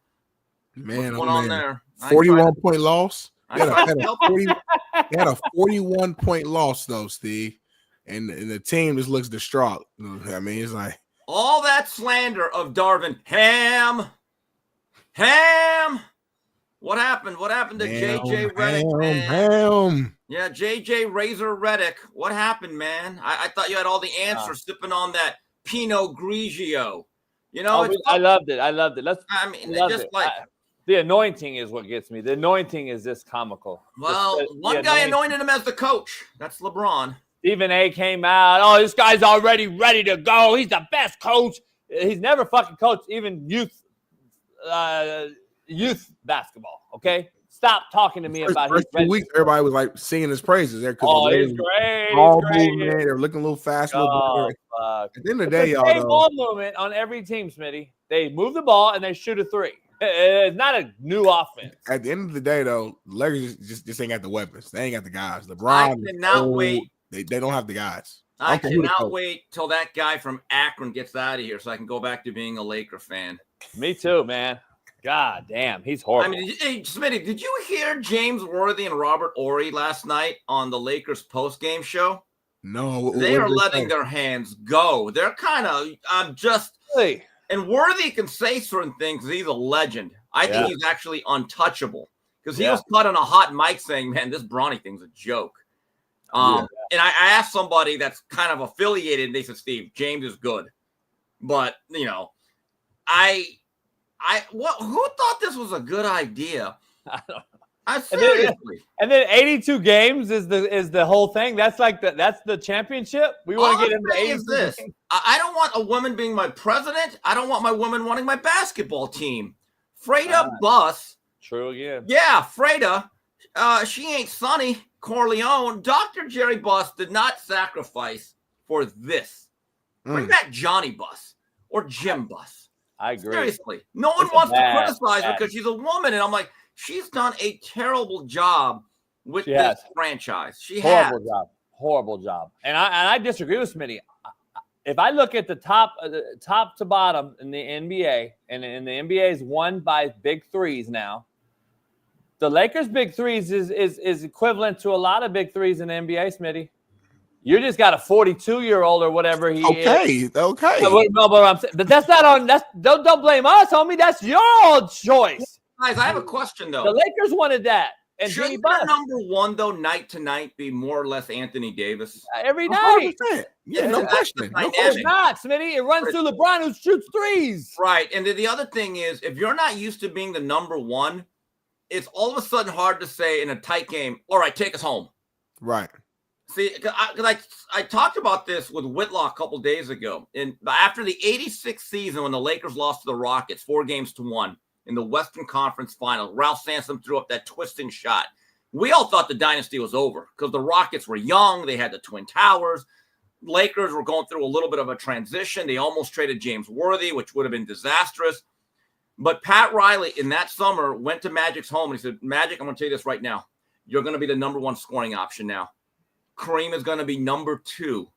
Yep. Okay, so and he increased his scoring from about 18.8 to about 24 points in 1 year in his 7th or 8th year, which is amazing. That's very difficult to do. Yeah. And he won his first MVP. I don't know. Well, I know, but can Redick really tell LeBron, hey, LeBron, you're now the second banana? It's not happening. It's not happening. Well, LeBron, he's smart. Like LeBron has to know though. Like, there's no way. Like LeBron has to know that he's not the same LeBron. Like, he's a smart player. Like you're not the same guy no more. Hey, can I ask you guys something though? So the Lakers may not have quote unquote a big three when we look at big threes of the thing. But let's go through the league real quick. And I'm not going to spend too much time on this NBA shit because I just bet it. I don't watch it. Please Darius Garland, Donovan Mitchell, and Evan Mobley were supposedly a big three. Jaylen Brown, Jason Tatum, and at the time or now, we got Drew Holiday now. Holiday's a big three trio. But the Celtics are deep though. I'm not talking about. That's what I'm saying. It's bigger than. Oh, wait a minute, Coach. You're saying big three. These teams are deep. Are the Celtics world champions? I don't. Plus, they have a salty son of a gun as a leader, Mike Mazzulla. Really good coach, I and like the team him. is deep and loaded. I like the big three conversation. These big threes aren't like, oh shit, we can't. No, they're not. But look, I'm not arguing big three. I'm just saying top to bottom. Lakers. No, to me, the Lakers. To me, like you can't get by Murray, who's to me is mid. Gordon and Joker, who's the guy. That's not a huge big three to me, Smitty. When I look at big threes of our, what we really look at as D Wade and LeBron and Bob, that ain't a shit. I mean, I'm not saying that. I don't think it's the big three era as much as it used to be. I think it's going back to more of like team, you brought the Nuggets. That's my point. Westbrook is got D'Lo's supposed to be good. Westbrook's having a resurgence with the Nuggets right now. You got the white kid, the other white kid. You're supposed to have all this length. The Lakers don't even do shit off the bench. They only do two threes. We brought back the same team as last year, basically, and just expected it to be better. I agree. That made no sense. There's a real issue with JJ as the coach. There is. I told people. There's no respect for him. No, if I'm a player and he gets on my ass, I'd be like, bro, first of all, you are not qualified. Number At two, least Darvin Ham used to get in their ass. And that defensive but it still didn't work. So that's my point. So we have two different styles of coaching, same results. That tells you maybe it's not the coaching. Maybe if Phil Jackson was there, they still would lose. You need players. It's about what you say. It's not X and O. Maybe the common denominator is the problem. The common denominator is the fucking problem. LeBron James. Well, he's 41. Effort yesterday that I saw. Did you see him on defense? Let me just that right there. If you cannot extract effort, which you should always be able to control. There are going to be nights your shot does not fall. There's going to be nights there's going to be some suspect refereeing. Your effort should never be a question. That cannot be a variable. And JJ Redick does not have the credibility to go in there and rip people because they are going to give him the side eye saying, you're the teacher's pet. What are you talking about? And now finally, I believe the media They're sick of JJ's condescending, arrogant attitude. Okay? And yesterday, he actually looked like he was a little bit humbled, and I thought it was funny. I really wish that we had old school writers that would just get on his ass like a TJ Simon. Oh, TJ Simers would have some fun with him. Oh, it'd be fun. No, but anyway, enough of that bullshit. Let's talk some real sports. Let's talk some. Well, the first topic here, I am kind of curious to hear your opinion here. So you guys know more about this than me, but your friends, Steve, Mina Kimes and Kay Adams are being eyed for Netflix's Christmas doubleheader. I think you guys had you guys might have talked about this on your show, if I'm not mistaken. Yeah, I mean, look, my view is this. Kay Adams is the host. Adams is okay. I like her. She all right. Mina, if she's the one that's going to be the analyst. I like how Steve did. Okay, Adam. I mean, okay. Not okay. Not all right.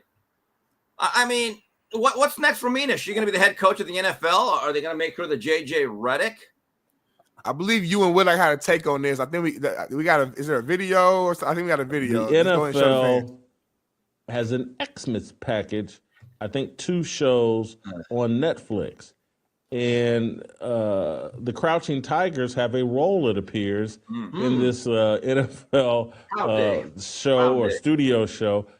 Mina Kimes is being eyed, and Kay Adams are being eyed for the NFL Xmas shows on. Hey, Steve, what does this mean? Because I saw the tape. What does this mean, that Xmas show? No, Netflix got the rights to Christmas Day football. So they're going to be showing a couple of games, which means certain teams are going to be playing like 3 games in 15 days. Because you know why? We're about player safety. But anyway, so that's why. And so that's why they need some studio hosts. Now, look, Kay Adams as the point guard is fine. I like her. Yes. Mina Kimes as the quote-unquote football analyst.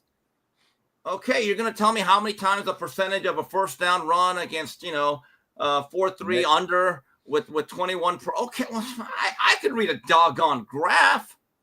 Just saying. Whitlock, do not have me on about this. No, you need to be on. You don't want me on about this one. I swear to God. You know what I might do? Oh, man. I might have a live show. An alternate stream, the Coach JB cast. Why she's doing it. I mean, I might have to do it. Smitty. You and I, Smitty, both of us. And you're going to have to give real takes on how bad she is. Live stream on Christmas. Yeah, on Christmas. Steve, real quick, I got to ask you something that's not on the rundown that Bailey's put together. Is it true that Turkish Al-Shaair or whatever? Turkey Al-Shaair. Can't wait to be there. I'm going there in a couple weeks. Pat Perez told me that it's true because he's over there. They're in Saudi right now for the Live last tournament. They offered Tyson $700 million if he knocks him out. And if he doesn't knock him out, he gets up to $300 million. Yeah, I think what he's saying is, Mike, can you actually not pull your punches? I don't know what that is. That's what I'm hearing. Because that's a lot of money. Why doesn't he make it on real? I personally, and I like his excellency. They have it, Steve. They have it to give. I agree, but I'd rather have the $700 million spent on other fights. I don't need to see that again. I don't want to see it again. I didn't need to see it the first time. I would watch Tyson go in that motherfucker and just let it out because I think he wanted to. Nah, I'm good. I see enough bad boxing. I don't need to see that. You think that? I'm with Steve. I'm good. Mike is old. He can't move. He's not the same. He's 60 years old, y'all. One round. We get so like lost in just like what he used to be and back in my days, and we missed it. It's the nostalgia of what he used to be. Mike's not Mike type. He's not even mean like that no more. He's not even like really like he's a different mindset. Where is he, by the way? Nobody's seen him since the fight. Has anyone seen him since the fight? I don't. Maybe he's hiding in shame. I mean, look, I'm going to tell this to young fighters. If you don't want to be put in a position where you have to take those type of events, save your money. All right, don't buy 500 Air Jordans. Don't buy 18 cars. Don't buy a record label. Tell Uncle Ray and Pookie to get a job. Save your money. There's no retirement fund in boxing. There is no union. Listen to Uncle Kimster. This is harsh. You probably hate to hear it. I'm the most honest guy when it comes to this. No one will feel sorry for you If you make 100 million, save at least 20. It's very simple. Okay. But if you want to go out there and debase yourself and put shame on your legacy, go ahead, but live with the consequences. That's life. Didn't Mike get his money stolen from him? If I'm not mistaken. I mean, you know more than me. The man bought a pet tiger. You don't think he wasted it? That's a good point. He will even admit he squandered a lot of money. And I like Mike. My one interaction with Mike was great. He actually saved me a seat on a plane as I was a standby. Well, there you go. Yeah, because he loved my Emmanuel Stewart impersonation. He but I'm just saying. Come on, Steve. Hey, Steve. I saved a seat for you right here, Steve. That's exactly what happened. I was on a flight. I missed my flight. I was at the Mike Alvarado Ruslan Provodnikov fight, and I missed my flight from Denver to Las Vegas. So I had to take a later flight. Now, this is on a Sunday night, and I'm thinking, Jesus, I'm going to have to get a hotel here and then just get a flight on Monday morning. So I see Mike Tyson. He's at the gate with this guy, Rick, who's like kind of his bodyguard, but his right-hand man. And at that time, I was at Max Boxing, and one of our other writers, Gabriel Montoya, had written a story about Mike Tyson Promotions, which had just started, and they had signed Erickson Lubin, who was the big hot amateur USA boxing prospect. People weren't happy that he signed him, but he did. So Mike's bored to death. He's like this. I said, I want to say hi to Mike. I've never actually met Mike. So I go over to Mike, and I said, hey, Mike. And he looks at me like, I don't give a shit who you are. But the funny thing was when I said, hey, I run Max Boxing, and Gabriel Montoya wrote that. And I swear, wait, you know Gabriel Montoya? And I go, yeah, like we work together. And all of a sudden, it's like I'm his long-lost buddy. So I had to name drop Gabriel Montoya of all people. So we start talking for about 10 minutes. I said, look, people are kind of gathering. I said, look, Mike, I'm going to let you go. But nice meeting you. I gave him my business card. I sit down for 10 minutes, and I'm just kind of waiting. Then all of a sudden, he calls me back. And he goes, hey, I want to ask you these. So he asked me like 50 different questions about what I thought of this guy, that guy. And he loved my Emmanuel Stewart impersonation.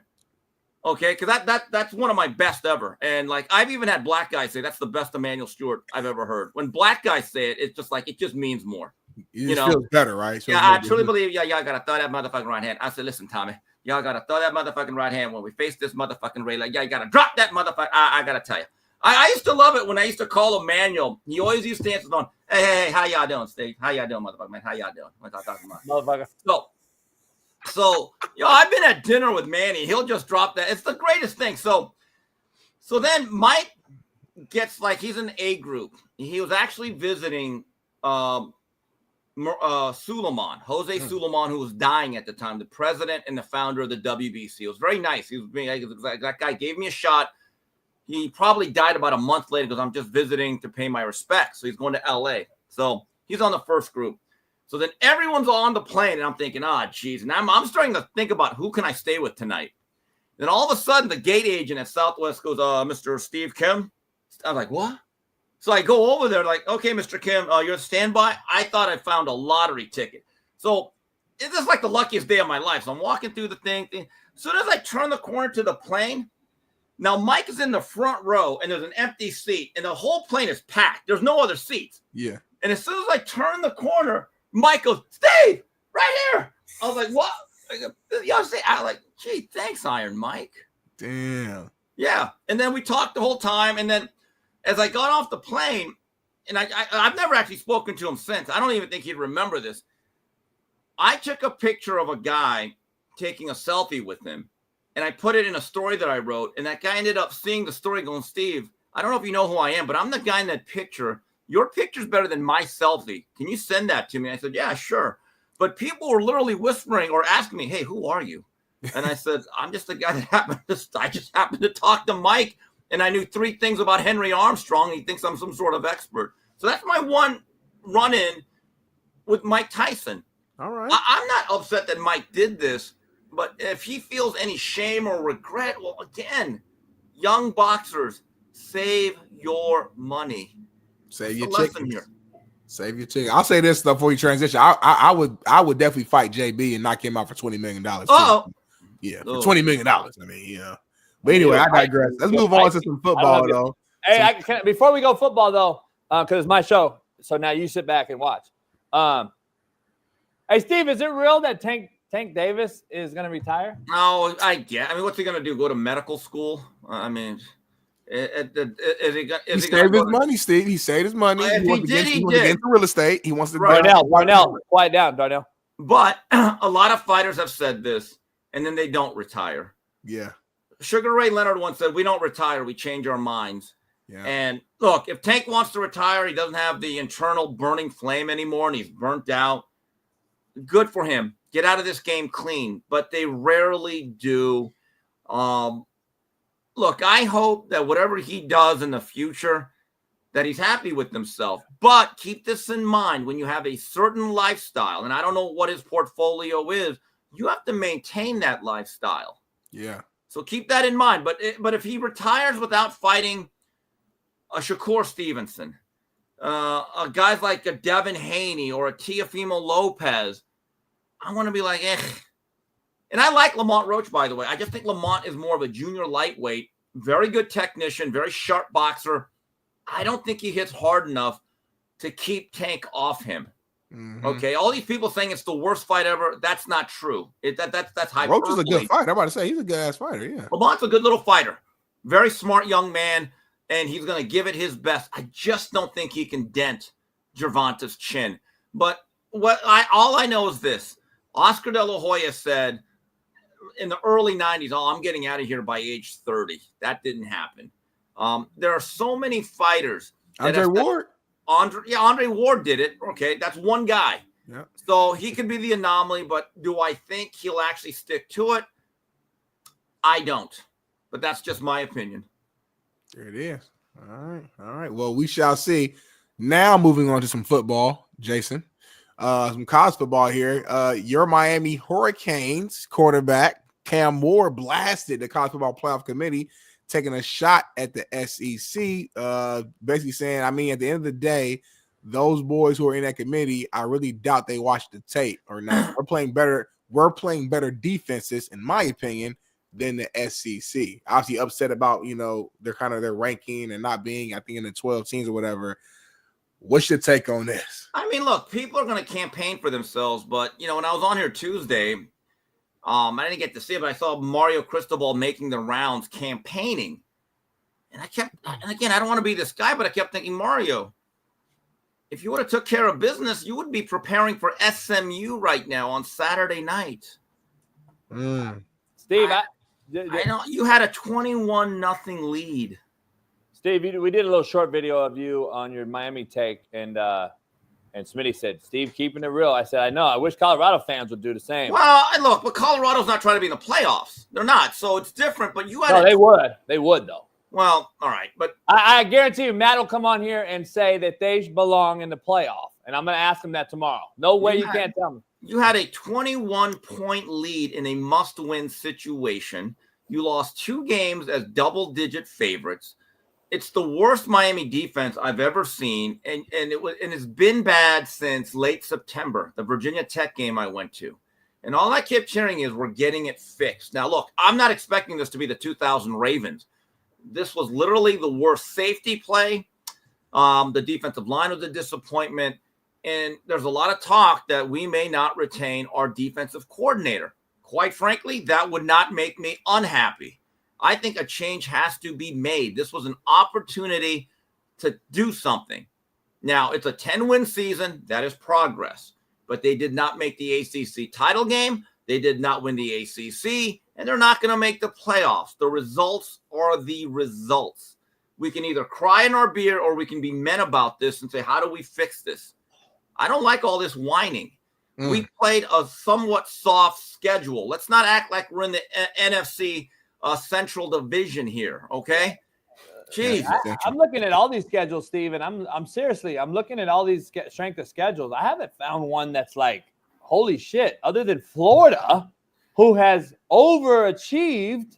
Well, they got better. Look, they got better, but the other thing that bothers me is Damian Martinez, again, we left bullets in the chamber. He should have been given that ball 25 times to keep the defense off the field. He averaged 8.4 yards a carry, and you give him 10 carries. Here's another thing, and I tweeted this yesterday. Miami's offense, elite. Defense, horrible. Special teams, very, very bad. So that means out of the 2 of the 3 units that matter in football, they were bad. Yeah. That young man did his part. Cam, you carried us. You did your part. Again, we look like a team that puts no emphasis on special teams. I don't need us to be beamer ball, but we didn't have one good punt return.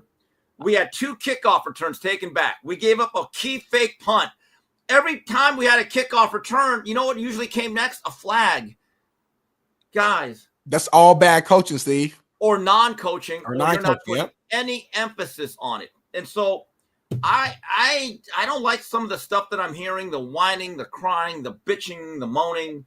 And the other thing was, as soon as we lost that game, I said to JC, our season's over. I really turned the page. I did not expect to make the play. I said, are we really one of the top 12 teams right now? Can't say that we are, you know? Yeah. But let me ask you this, though. I actually kind of want to defend Miami here for a second. I don't know if I don't take them over Alabama, though. And this is why. Alabama, you can say, beat Georgia, and who has Miami beat. You can say all that you want. But also, if I look at who they've lost to me is what matters most. No, but Coach, you're right about that. If it came down to an Alabama-Miami debate just on this year, but look, this is a television show. Brand recognition matters. Miami's been mediocre for 20 years. Bama's been great for 15. That played a part, and there has to be some realistic, pragmatic thought here. If you're in the SEC, you get about 2 or 3 losses to make the playoffs. You're in the ACC, you better have no more than 1, or you just better win that conference. And if you cannot realize that, then you are not being realistic. And the issue I have with you can't lose to Vanderbilt. Tennessee, okay. I get it. But Oklahoma loss was bad. It's not better than Syracuse. So, see, here's the issue I have. The losses. Ohio State, the Smitty and I's argument yesterday, you lost your last games in Michigan. You're not even in your conference championship game. And I get you lost to Oregon, but that's your really only team you've played. And Penn State, the team you beat, is in the conference title game without playing anybody. Yeah. Not even Indiana did they play. So, like, to me, it's like this is like this 12-team playoff thing just to me is sickening to me. I'm so over it. It's a very flawed system, but as it relates to Miami, we came into November undefeated, and I believe in the top 5. I went to the Georgia Tech game. Our defense couldn't get off the field. They gave up almost 250 yards with a quarterback that could not throw the ball. And I gotta address the South Carolina people in the room. They're playing well. But listen, you were never in the you never were in the discussion. That LSU loss kills them. You lost to Ole Miss at your place, and you lost to Alabama. And you lost to Alabama, and you want your team in over those 2 teams. You lost to. I always say that, JB. If we face each other and I beat you, how you above me? I mean, guys, if South Carolina was just a 2-loss team, I'd say yes. I think they are dangerous. Lenore Sellers is a rising superstar. They can rush the passer. They have an NFL front line. Dylan Stewart will be a top 5 pick. Kennard was a monster. And their defensive tackle, that's a war daddy. That's a team I would not want to play. But, again, the results have to matter to a certain degree. I don't argue with that. Yeah. Smitty, you got it. That is true, man. Moving on to another topic here. SMU's Lashley said that he believes coaches will want to miss the conference championship games if SMU drops below Alabama with the loss to That'd be a travesty. I agree. I think the quote he said was, if our team all got COVID today and didn't play, we're in. Yeah. Is it a video? If the worst happens this year, do you think coaches will start to consider doing crazy things like not playing or benching players or doing things? If our team all got COVID today and didn't play, we're in. Wow. We're in, right? We don't have another data point to drop us below anybody that's behind us. Based on what happened in 2020, that's how it would go. Yeah. I think if you open up that door, you're going to see a lot of people do a lot of crazy things. Yes. We're not going. I agree. That's what it is. This is my point, though. This has been my point the whole time, Smitty. Like, why are we playing the games? Lane Kiffin is dead on balls accurate. You beat this team head to head, and they bumped you behind the team you beat with the same record? It makes zero sense why we're playing a regular game. Here's my view. SMU should be in. They should be a lock. They had one loss that was close, and that was with Preston Stone at quarterback. So a team arguably has been in the top 20 all year. Yes, and that's a solid team. But with Kevin Jennings, they've been a different squad. And shout out to Rhett Lashley, our old offensive coordinator. What a great American. Great. I mean, shout out to you. You've done a hell of a job, Rhett. I always liked Rhett. He updated our offense. We went from Atari 2600 to at least PlayStation during his 2 years at Miami. And I give SMU credit. There's a school that flat out said to the ACC, we need to be in a big conference. Keep your money. You don't even have to pay us. Yeah. We just need to be in the dance. And they get you there. Go win 11. Hell of a job. Hell of a job. Rhett Lashley maximized his talent. So that's what it's like. But anyway, I believe SMU should be in regardless. It would be a travesty, a sham, and a mockery. A Travis mockery, as that old Miller Lite commercial said, if they don't get in by not winning. So here's why this thing is so flawed. And I don't have any notes or anything, but me being the guy that I am, I'm sitting here thinking, Smitty. Break it down. Clemson beats SMU and they get in the playoff, correct? Yeah. Yes, they're in because they won the conference title. They're automatic, and they're top 4 seed, I believe. And South Carolina, who just beat Clemson's out, correct? Yes, they are. There's a problem. I'm just telling you, this is a huge problem, and this is when you micro think and micromanage and think we need more, but more is really less. Well, here's one thing I would do. I tell the SEC. SEC, you have to play an extra conference game. None of this playing Wofford and Bama just played Mercer a week ago. Right. Yeah, so that's the thing. I'm like, okay. Because the SEC to me is the best conference, but I don't like it because there's a little bit of a dishonest thing here. Well, Alabama, Georgia. I go, they play every 7 years in the regular season. Yeah. People don't realize that there's a lot of SEC teams, they don't play each other. It's like the Olympics. It's every 4 to 5 years. And let me get this straight. So Clemson would get in it with a win, which I think they're going to win. I actually think they're going to fucking win and get in and throw a monkey wrench in this whole thing to show the NCAA non-carrying nationals of America how shitty this thought was to put in this 12-team playoff without any consideration as to what happens. And if you're going to put this in, like I said before the season started, so I predicted this to a T. Notre Dame will be the 5 seed and have to play a game, even though they lost to Northern Illinois and all that. But they're still getting in. We know because they're not in a league. They don't have a league. They're going to be a team that has to play. Doesn't get to sit out.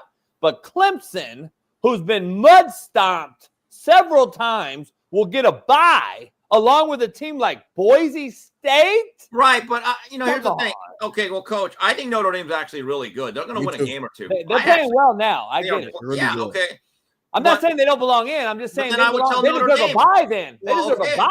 But I tell Notre Dame, get your ass in the league then. I get it. I'm just saying the way they did you this. You get to play Army, Navy, Air Force, Marines, and the Coast Guard. Come on. But isn't that the same as saying Clemson, you don't deserve a bye, though? If you win your conference title, you just lost to Clemson? Or South Carolina? Well, I'm with you, but the rules are the rule. That rule's set, though. You win the ACC, you get a bye. It is what it is. Yeah. We're this close to having a 4-loss team get in this thing. We're just throwing everybody in this thing. I'm just telling you.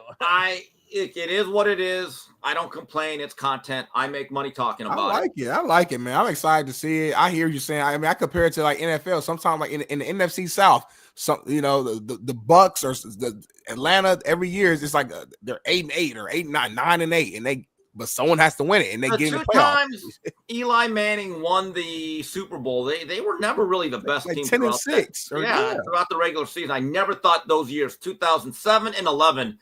In fact, the year that I thought they were the best team was 2008, and Plaxico fucking shot his own groin, blew that up. Man. Well, the Giants were really great. And that's what I'm saying. So now we're going to find. It's going to naturally play itself out. Whoever the best team is, we're going to find out in the playoffs. So I don't care if a 3-team lost teams in there. Oh well, they may get hot and go on a run. I don't believe it's going to play itself out. I think this is the most watered down it's ever been. Steve, let me ask you a question. Penn State goes in here and gets waxed by Oregon. Let's just hypothetically, they get waxed by Oregon. I mean, I think we all agree Ohio State's going to bump ahead of them get in the thing because they beat them head to head. But you got a team that played in your conference title game that lost, but will get bumped out of this thing. I'm with you. They're going to bump it out of you because I agree. I hope Oregon just wins this doggone thing.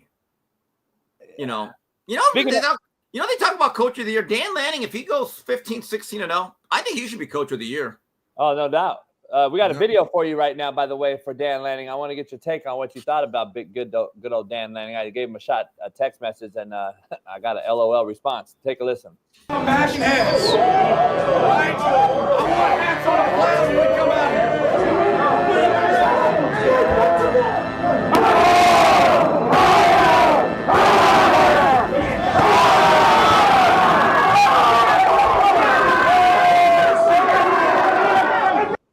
Hey, Steve, I used to do that shit every day, and I got critiqued. I was like that. I was the devil when I did it. Dan is a savage. What a savage barbarian. But you know what's really impressive?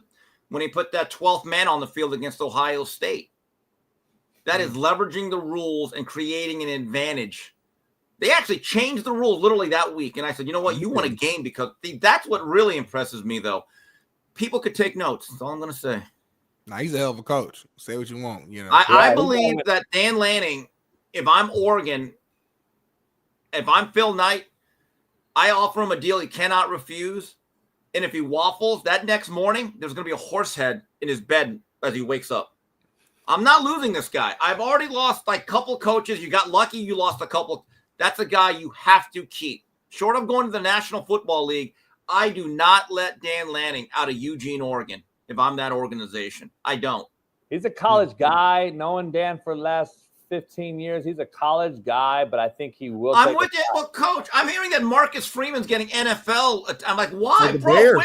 For the Bears, Oh, God. Okay. Well, That's because what who's running the Bears right now. He Kevin was in Warren. Kevin Warren, who I read. Brother. Right. Well, the I'm brother saying man. about that. He knows Freeman from the conference. Smitty, the brother man could have got Harbaugh, and he stuck with the other man. How'd that work out? Kevin Warren turning away Harbaugh, that's a fireable offense. Yeah. That is a fireable offense, turning down one of the great coaches in modern football history. If I'm Marcus Freeman, I say to myself, and I hate this, win your national title. This is the thing with Butch Davis. I guarantee you Butch Davis, who lives very well, wakes up every night saying, I should be a legend. Well, you're not, because you got short-sighted. He left. Miami should have at least 3 more national titles to their credit.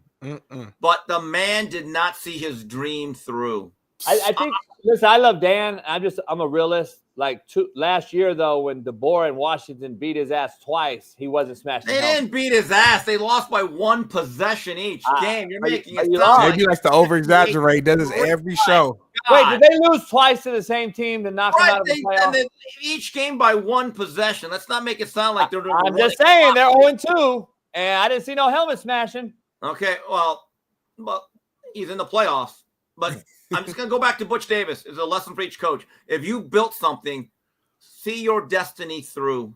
Butch Davis, if he would have waited 4 years with a couple national titles, what he got with the Browns, he would have laughed at. He would have got twice the offer. And then Butch Davis is going to say, man, I should have been Pete Carroll. I should have been Nick. No, but you're a dick. I would have slapped him. I said, Butch, give me 3 more years. You're going to win 2 more titles with that nucleus that you built. I was at Butch Davis's first game when they played UCLA at Miami. I was there too. 31-8. We got blown out. It just didn't look the same. I remember Jonathan Ogden literally blocking the whole right side of the line. I was like, Jesus Christ. And we had some decent. We had Kennard Lane. Jonathan Ogden literally was the most dominant lineman I've ever seen in person. They had a hell of an O-line that year. And Sharman Shaw, who later became Kareem Abdul-Jabbar, rushed all over. Ray Lewis was the only guy playing hard by the third Dorsey quarter. High School. Right. But you just knew right then, this is going to be a rebuild. And then, but you get to 2000, and Miami was probably the best team. And he had literally said, well, I'm here for Miami for the long run.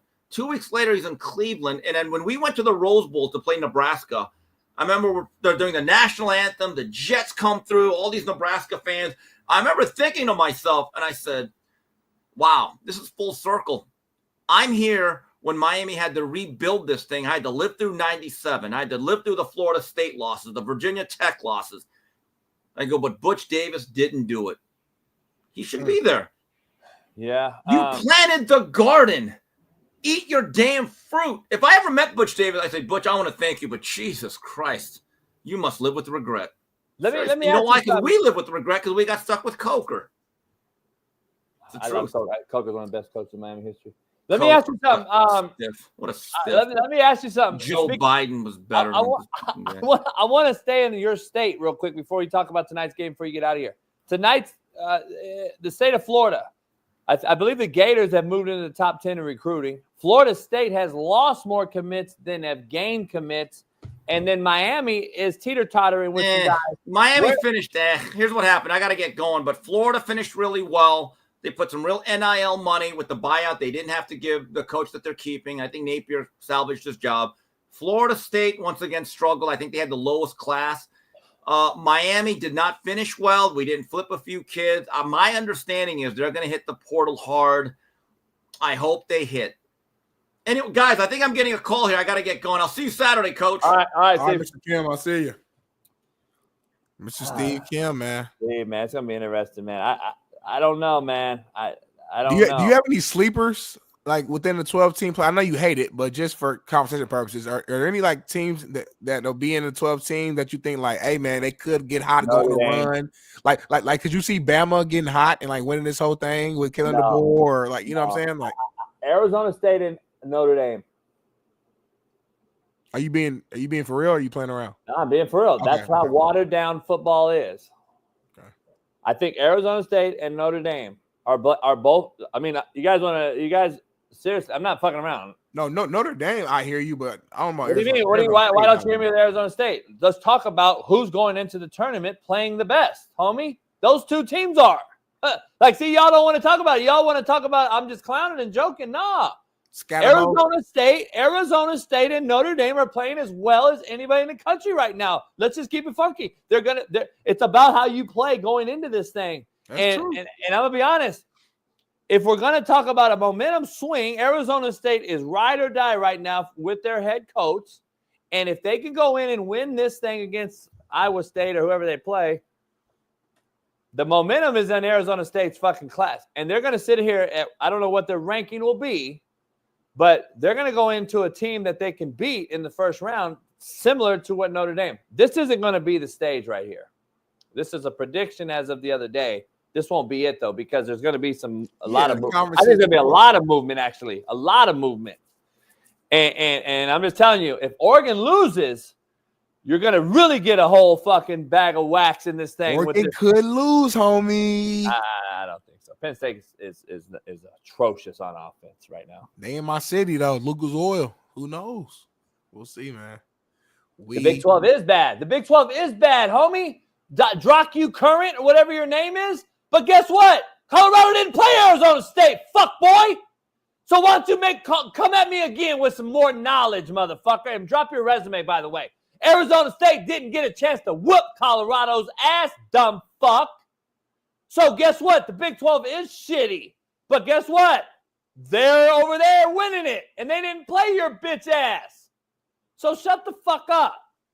God damn, some of you motherfuckers are embarrassing. Be careful. Last time you told somebody to check your resume.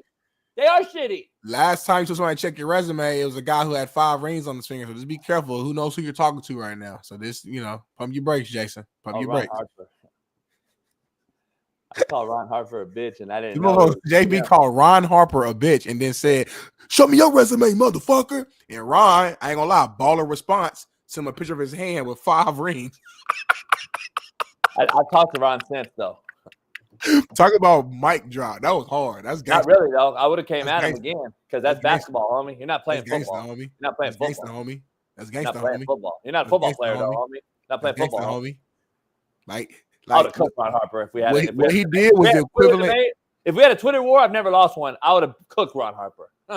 But out of respect, I talked to Ron Harper. We've exchanged numbers. I'm gonna get him on the show. He's willing to come on the show. His I son's would cook you in a Twitter debate. All right, I have a corporate job, so that's why. You would never cook me on Twitter. You can't. You don't have that like. I have a corporate job, so that's why it doesn't matter. I Just can't take go that to away. places. Take that away. You don't have that. Take it away. I will cook you. You don't have that hate in you. See, Yes, I I have do. hate. I have hate in me.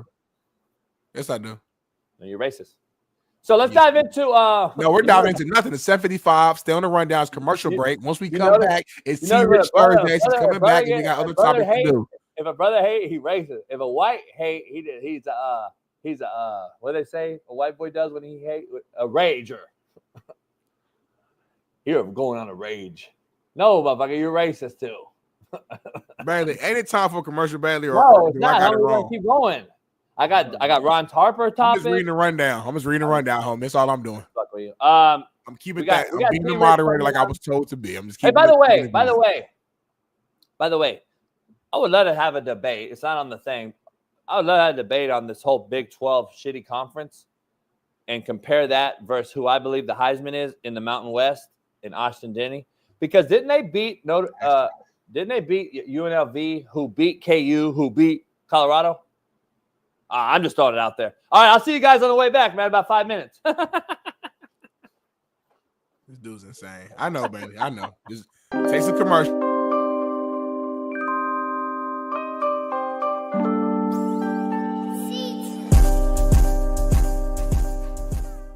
I am back. Good things happen to good people, like I said. Plus, it's always good to know some influential people who are in your corner. That always does help. Make no mistake about it. It is No Mistake Monday. I can't shout out who helped me and who helps work with the YouTube brass and the Google brass and the Twitter or the X brass. But thanks to those guys, man, and everybody involved. My team, my backing, my agent, attorneys, you name it, we got it. I got everybody from forensic IT people that are high up on the totem pole. Starts with the F, ends with the I. Let me just tell you, they did a great job for me as well. Shout out to those guys. Much love to you.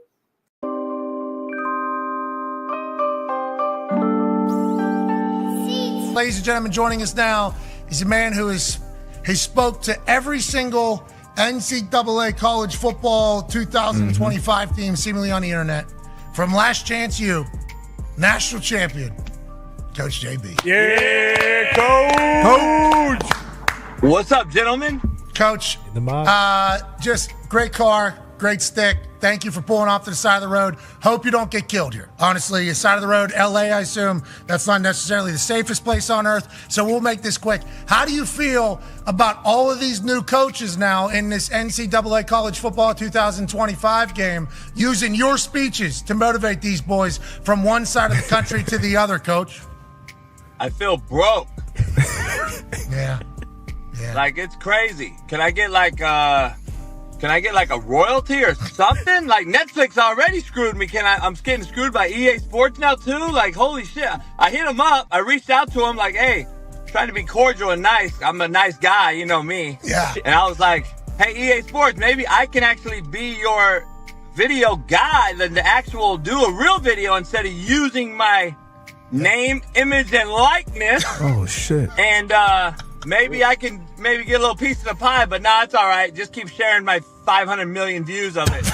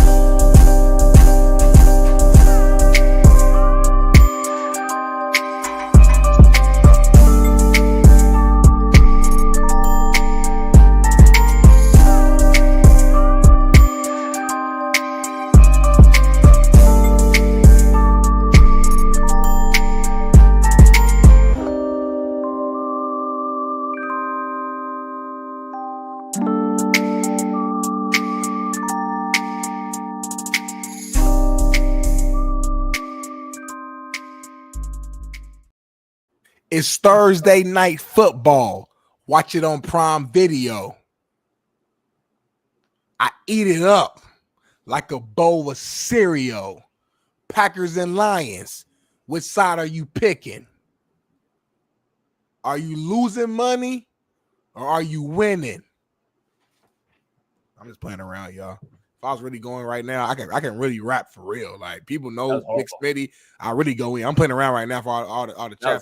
People who know Big Smitty, ask me about my resume.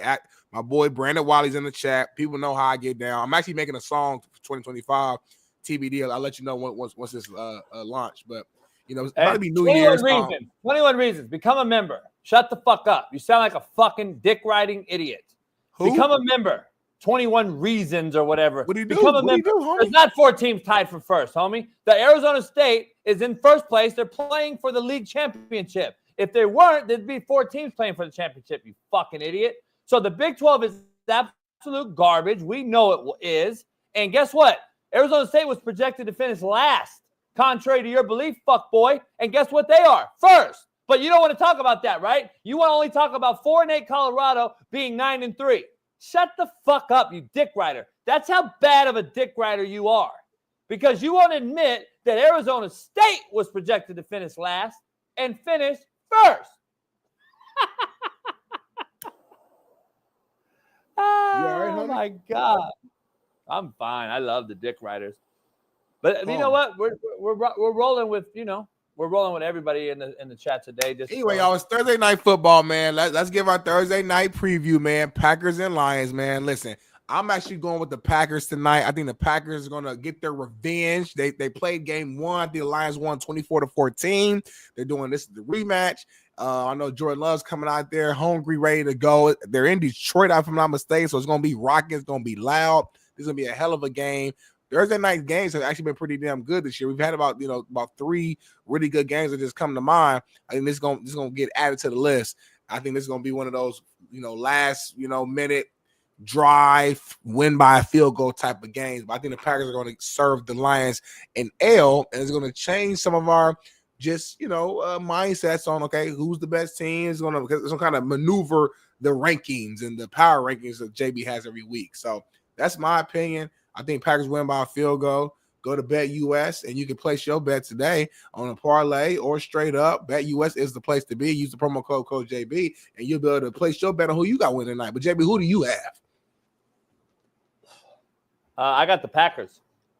We agree. Yeah, I got the Packers. I also agree a lot more than I'm comfortable with. I don't know if you're changing or if I'm changing, but we got to find a way to not agree. I don't like agreeing with you. Yeah. Here's what we don't agree on. Hold on. My bad. What we don't agree on is the fact that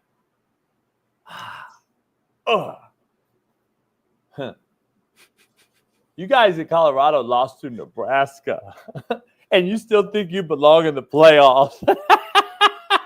Who's saying they belong in the playoffs? All the prime sexuals, homie. It's fucking comical. But anyway, I got Jordan Love balling only for a reason is this. The only reason I have is this. The Packers have lost to the Eagles, the Lions, and the Vikings, I believe, right? All teams ahead of them in the pecking order, if we will, as far as this whole NFC power ranking goes. So the Lions are decimated by injury. Nobody really wants to talk about how badly injured they are on defense. The Lions' defense right now is as injured as anyone else in the NFL.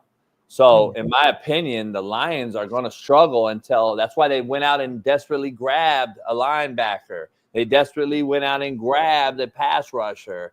They need some help on defense, and they're just trying to hold this thing together so it doesn't crumble and fall apart after having this unbelievable year. So I give shout out to the Lions brass for trying to hold this together with some glue and some gum. But how long can glue and gum last? Smitty, how long can it last? Because I think the Packers do it tonight. I think the Packers do it tonight, and they get that win. And then that is going to be a very, very telltale sign because can the Lions win a few of these games towards the end here and try to lock down that 1 seed? Because right now the Eagles are trying to get that 1 seed right from them. And I could argue the Packers should have beat the Eagles in Brazil. We saw that game. Yeah. Love got hurt late, but the game was kind of already over. But that Viking game was close. But we got a legend that's about to come in, man. I know we do T-Rich Tuesdays, but it's T-Rich Thursday. Our main man. Bring him in the proper way, Big Babe. Yeah.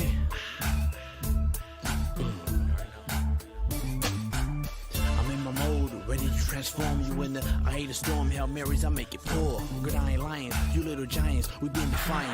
Rise, raise the course, feed the balls, breaking down the walls. We all in, wants to clear the charges. Back the plan of action, never acting, we need to scramble to get traction. We make it happen. Second guy missed. When the snap comes, teammates keep him up. Richardson into the end zone. Man, I would have rocked T-Rich. We played the same exact time, and we just played like, Ball State, Bama, or whatever the case may be. And me and T-Rich saw each other in the hole. Prime Smitty, 6 foot, 287, solid, 10% body fat versus T-Rich, 235, 6'2". Oh, I would have hit. What's going on, T-Rich, man? I like the swag of that. You got the glasses on, man. You got the jacket with the hat, the fresh twist. I like this. So you look like Ray Charles right now. You about to get on the piano. What's going on, man? I can make it do what to do, baby. I ain't hear what you said. Say it again. You heard me? Can you hear me? We can hear you now. You can hear me? Yeah. Yeah, we got you now, T-Rich. T-Rich, Smitty just said a bunch of shit, and I just want to defend you real quick. First of all, we talk about the SEC versus the MAC. We don't even need to go there. I almost laughed in my mouth. I don't even want to talk about that. But secondly, I don't think Smitty realizes there's a difference of athletes. There's a difference of athletes. Smitty, he would have forearm thighed you in your chest, and you would have 12 yards. No, you wouldn't have. Y'all got to confuse. Y'all think because I'm in the Smitty, my heart is different. My heart ain't different, homie. Y'all would have beat our ass. It would have been 65 to 7 or something like that. But me and you in the hole, mano y mano, I like my odds. Smitty, yeah. You played D tackle. Yeah, 6 foot, 280. Yeah. Just like Aaron Donald did. Smitty, our linebacker core was 265, 270, running 4.5. I don't care about none of that. Smitty. My heart different, Trent. You don't know the difference. My heart different, Trent. I'm different. We love your heart, homie. We love your heart. I'm different, Trent. I'm 5'11". What that mean? We love your heart, homie. We love your heart, I'm homie. 5'11", D1. You did not say I ain't even supposed to even be here, Trent. You didn't mention Aaron Darnold, though, and you. Oh, you didn't tell me you were the same height as me. You 5'11"? Yeah. Oh, come on, Smitty. But T-Rich, think about the whole T-Rich. How many 5'11" Division I D tackles do you even know? It's a very slim. So hold on. Just close your eyes and think about that. What did Big Smitty have to do from a dog mentality in order to earn a full ride Division I scholarship? Didn't pay for shit and had the full fast. What did he have to do at 5'11", that D tackle, undersized, to not only get the scholarship, but to become a captain and become an all-conference player as well? Think about what what I had to do to get that. I wasn't born like T-Rich with all the at 6'2", all the muscles, all the you had the handouts, T-Rich. I had to grind for mine. I had to work for mine. It was different. Smitty, you played at Ball State. Where you playing, Smitty, I was with you. Listen, Smitty, I was with you until you said it. I know there's differences, though. You really think you and Aaron Donald are the same? He went to Pitt, Power 5. I mean, Pitt cool. Yeah, Pitt cool. At the Power 5. You played at Ball State. I'm just saying, we got to humble you today. You talking like Pitt is Bama, though, homie. Like you talking like Pitt is like. I just want to know, you do know there's tiers, right? Yeah. Hold on. Do you know it's tears, homie? I do know. Do you know it's tears, homie? Remember, I coached those guys. Do you know it's tears? Yeah, I've coached the Smitties, and then I've coached Jermaine Johnson. All right, man. I'm telling y'all, watch the tape. But T-Rich, man, we glad you're here. I ain't seen you in 2 months, man. You've been ducking and dodging me, man. Alabama is ranked number 11 in the latest college football playoff rankings. I gotta ask you, man, what's your thoughts on Alabama's horrible performance in the last 3 games? I mean, Alabama's performance in the last 3 games, excuse me, and their chances to win the national title. Like, what's your realistic thoughts? Man, it's tough, man. You know me, I'm gonna keep it real. Like, do those guys got the talent to win it? Yeah, they do. Do I think they can win it this year? I still think if they was to stop being so nice and play football, like play ball, play Bama ball, play to your standard. Like, remember the process, right? Yeah. I feel like they'll be one of those guys that get in the playoffs and be the Cinderella story, and it's gonna set Kalen DuBois' career off if that happens. Mm-hmm. If it happens, but he's gonna have to win them first 2 though. It's gonna be tough now. But Alabama, one of those teams that you just don't really want to get in the playoffs because they can do that. Right. But I agree. Let me get your overall take though, T-Rich, since Smitty put that in such horrible fashion. Let me get your real take on the whole college football playoff as a whole, because I think you keep it real as anyone on the show, and I think you and I are the only two that'll keep it real on here. Smitty, is not. Where you at with the whole overall take of the playoff, man? Are you against the 12-team playoff as bad as I am? Do you think it's a joke as much as I do? Or are you don't lead them to your answer. Just ask them straight up. All right. Do you think the 12-team playoff is as big of a joke as I do?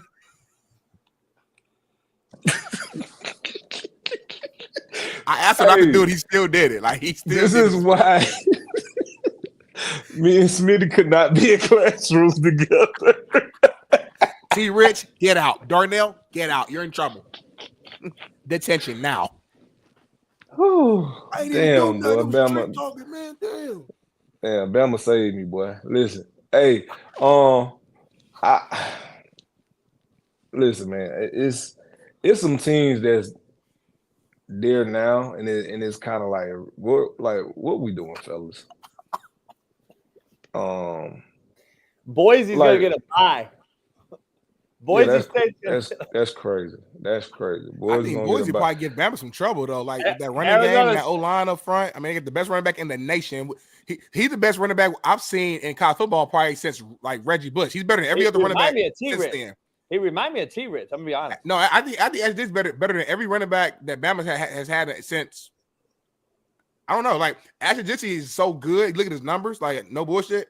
He's the best back I've seen in a long time. So like I think he could probably give Bama some trouble though, because like the way he's running, JB thinks he's the clear-cut Heisman. The way they're blocking up front, I think they might surprise some people. Without the condescending takes, T-Ridge, I apologize for my co-host being like a smart ass. The truth of the matter is he does remind me of you a little bit. He's got the thighs. He's got low pad level. He can take on the brunt. He breaks tackles. We always judge you guys by run after first contact. How much running yards does he have after first contact? He leads the country in that stat as well. I don't know. This guy's on Boise, who's an absolute nobody-ass team with no other talent, and he's leading them. And he should have beat Oregon, who he had 200 on, the number one team in the nation, T-Rich. He has a resume. He has a resume, unlike Travis Hunter. He has a resume worthy of the Heisman. That's why I think he's condescending. But anyway, but they shouldn't be in the playoff, T-Rich. Having said all that shit, they shouldn't be in the playoff. Like, let's just be real. They shouldn't be in the fucking playoff, though. Okay? This is a mockery. It's a joke. This is everyone gets an award ass shit. Next year, there'll be 24 teams in the motherfucker. The year after that, we'll have 70 teams. This is a joke, dog. It's a joke. I don't know, T-Rich. I don't know what to say. Like, T-Rich, I missed 4. I just want 14. But listen. I want 14. It's crazy, man. Like, listen, I like the kid, man. What Boise out there doing with him, man, and making sure that he does have these stats and put him in the right position, right? But I ain't gonna lie to you. You can't. He missed some time. He don't miss all his cuts, but certain cuts that he do miss, you're not gonna be able to do that against a Georgia or Alabama. You get what I'm saying? And that's not taking anything from that kid. especially when his talent's not equal. Yeah, you got that. Like, yeah. And so, but he was able to run for 200 against the number one team in the country, which is better than both Georgia and Bama, though. So that'd be my pushback. I'm saying, but listen, you say that, but when has Oregon been a defensive team? I mean, whenever have they ever been a defensive team? Now. So I mean, okay. Now it's one of those things, right? They almost lost to Idaho State. I think the shit's watered down as shit. I'm just gonna be honest with you. I think these are laughing stock. Indiana does not belong. SMU, no. Boise, no. Arizona State, no. I thought you said you wanted SMU should be in there when Steve was on here. No, I didn't. I said they will be in there. They're playing in a conference title game. That's how bad fucking college football is, homie. I'm just going with what y'all giving me. I'm not going with it. I'm just telling you this is who y'all giving me, and I'm telling you they don't belong. So you think Boise beat Georgia? You think Smitty, Boise beat? Do you think Boise beat Ole Miss right now? No, I ain't even gonna talk about that one.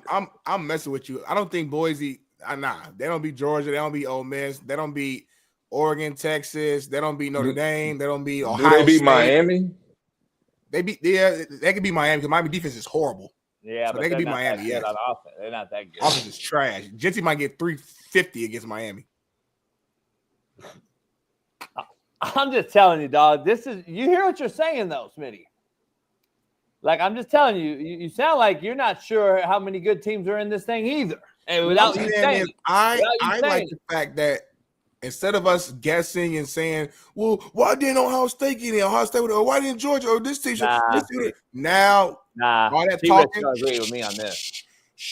Go out there and play. Go out there and play. So if a team is shitty, they gonna look shitty. If for that logic, they get a chance. Hey, T-Rich, fuck it. Let's put everybody in. Everybody gets 12. Why you so this or that? Like 12 is not everybody, homie. Like, everybody get in. Let's get 12 everybody in. Everybody. Let's get everybody in. 12 is not everybody. Let's turn it into 64, homie. You love being dramatic, homie. Nah, it says real shit. Next year you're already going to 14 next year. You ain't even played 12 yet. Is going to 14 next year? Yeah, already. I don't think solidified yet, but yeah. Well, it don't matter. The fact that you're mentioning it gives me fucking heebie-jeebies. I'm gonna be honest. Here's the thing, T-Rich. Let's be real. All this talk, and we're talking about all these teams, and we're sitting here like we're in the same predicament as we were when it was 4. Because now all these fan bases are mad about their team going to get snubbed. Look at you got Uncle Luke out here bitching and moaning about Miami getting snubbed over Alabama. And now you got these fanboys out here at all these other places, and all they're talking about is how my team's going to get snubbed. Well, I thought it was going to solve all that, dog. I mean, you think about last year, Florida State this, Florida State that. Damn, when the hell is Florida State bought that same team, but they lost some now, regardless, but they still bought a lot of them back. And now you got this whole all you've done is allow the same 4 teams that I mentioned yesterday to renege and go back and still have a clean slate because you've given Ohio State, Alabama, Ole Miss, Tennessee, all these teams that have lost multiple games an opportunity to still be in the playoff at the end of the day. When you were trying to eliminate that because you were tired of the same old team playing in the playoff. And I said with you last year, beat us. Beat Alabama then and stop them from going to the playoff. Why is that a bad thing? Why is the competitive edge so bad that now we got to allow more teams in only to get the same fucking teams at the end of the day? This is the biggest joke I've ever seen by a playoff NCAA. Because the four teams, like, they didn't always get it right, in my opinion, man. They did. Years when, like, Ohio State would be out, I'm like, man, I like, say what you want about their record, man. My eyes work, and I think they one of the 4 best teams, or it might be, like, each year is, to me, the 12 team eliminates that, because at some point you get to a certain number, and to me, 12 is that number where it's like, all right, I'm not to fucking care about, I'm not to argue about the fucking 15th seed and say it should be. No, at some point, it's like, all right, you got to cut it off. At some point, because you're going to keep going. Next year, it's 14. then it'll be 16 because the 15th team got started. But to me, 4 wasn't that number, though. To me, 8 is a sweet spot, in my opinion. That's my opinion. Always but 4 ain't, because I'm like, man, I don't know. Like, TCU got in. TCU got fucking destroyed. TCU wasn't no top 14, but we had, because of the system, that's what it was. If this 12-team playoff would have been that year, it would have happened naturally. Whoever else would have beat TCU early, it would have worked out the way it would have worked out. Before you comment, T-Race, I know you're going to say something. Can you please remind me of the time that the 4-team playoff got it wrong? So last year's controversial whole Florida State thing is the only reason it was controversy because they were undefeated, but they had no last year. Yeah, it wasn't an issue. That's the only year that I can really remember that it was even a controversial. TCU. It wasn't TCU. TCU won a fucking game in the playoffs, homie. You keep saying TCU, they beat Michigan. Destroyed. Like, you talk about belt to ass. They got like 10 belts to ass. Like, it was like they got jumped. Like, it was. They beat Michigan, who was in the 4. That's all I know. So make it make sense. They beat a team that made it to the Final Four in Michigan because they were in the Final Four, and you beat them. Lose like that in the national championship. If these are the 2 best teams in the country, it shouldn't be a blowout. It shouldn't be. Smitty, it was, though, because there was a team better than everybody, and that team blew them out. I mean, it happens. I don't know. T-Rich, go ahead. When did they get it wrong other than maybe last year? And I still don't agree they got it wrong last year. Yeah, I don't agree that they got it wrong last year. They got it wrong by not putting Georgia in last year. Yeah, that's what I think. They should have put Georgia in last year. That's where they got it wrong. But how they started is when we played the game of the century against LSU, and then we ended up playing them again in the national championship. That's what started it. And they wanted to not have the SEC teams play in the national championship again. And we went right back, and they went back the next year, and the SEC won it again. Then they ended up playing Georgia again in the Natty and in the SEC championship, I think. So the Tua year when it was a low scoring ass game. When 2 of them came back, so that's what it all twinkled down to, bro. But it's one of those things to where, like, now I think that people are seeing that no matter what you do, the SEC is going to be in it regardless. They're going to be top 4 now that y'all got 12-team playoffs. They're going to be a top 4 team. It's going to be 4 teams every year in the SEC. Maybe 5. Maybe 5. If Notre Dame jumps into a fucking conference, it'll probably put the SEC at 5 games in. So that's what people don't want to talk about. It'll probably be 5 teams in. And it takes those teams like Notre Dame, like, now y'all got to get in the conference. If y'all not in the conference, y'all ain't really got a bid for real. Y'all got a hard bid. Y'all don't. Why would you want to take the hard route? Or just jumping in the conference showing that you're the best team in the world, or in that conference that you got your automatic bid. Yeah, I agree. There's no perfect system, y'all. There's no perfect system. Even back in the BCS era, when they would just roll the dice and just pick 2 teams, it's like, well, damn, like, that ain't really, to me, the answer either. Like, we're just picking teams based upon what? You know what I'm saying? So, like, I'm all about competition. That's why I like the 12 team, because at the end of the day, you got to go play the games. So if Bama's like that, they gonna win. If Oregon's like that this year, and they gonna win. Go play. If Arizona State is shitty as we all think, or whatever, or Jay might think, whatever, they don't get their ass beat. But at least they get we got to see it. So I want to see it versus just people in the room fucking. All right, I think Georgia's best team. Okay, cool. I think LSU best team. All right, make them play. Like, what? Nah, go earn that shit. It's the play. It's like NFL. It's the playoffs. The NFL. You got to earn. So my question to you, because I seen this on Instagram the other day. Should it be an NIT? Was it NIT? Should it be an NIT football tournament? Yeah, exactly. That's exactly the point. That's the Smitty's point right there. It's contradictive as hell, because he said he wants competition in one end, and then he said he wants 30,000 teams in on the other side. Which one is it? Competition. 4 teams, homie. The best 4 teams is competition. Did I say 30,000? Factor cap, really? No, you said competition, and then you wanted more teams in. That doesn't competition. That's everyone gets an award ass shit. 12 is a good number. Oh, man. Next year it'll be 14. It'll be a great number, right? No, I like 12. But next year it's going to be 14, though. And I would disagree with that. But you want 12. But earlier you wanted 8. I said, for me, if I was the judge of this shit, 8 would have been perfect number. But I'm saying, to me, like, you can't which one is it, homie? God damn. If you just listen, I'm saying for me, 8 is the perfect number. But I'm okay with 12, is what I'm saying. That's all. That's And what I'm then saying. you'll be okay with 16. No, I don't. No, I won't. No, true. I'll be okay with 24. homie. You'll be okay with 30. I know you, homie. You'll be okay with as much as it does. It's more football, JB. It's more football. What's my middle name, homie? What's my middle name, homie? It's more football. What's my homie. middle name if you know me, homie? All right, non-truth. Non-truth. All right, then. Darnell, anyway, can we go to ride or die, JB? This is your segment. You gonna lead this segment. Ride or die, JB. Lead it right now. T-Rich. Ride or die, T-Rich. It's perfect for this show. Look at that. It's perfect for this show. I hate that picture. It's a shitty picture. I know.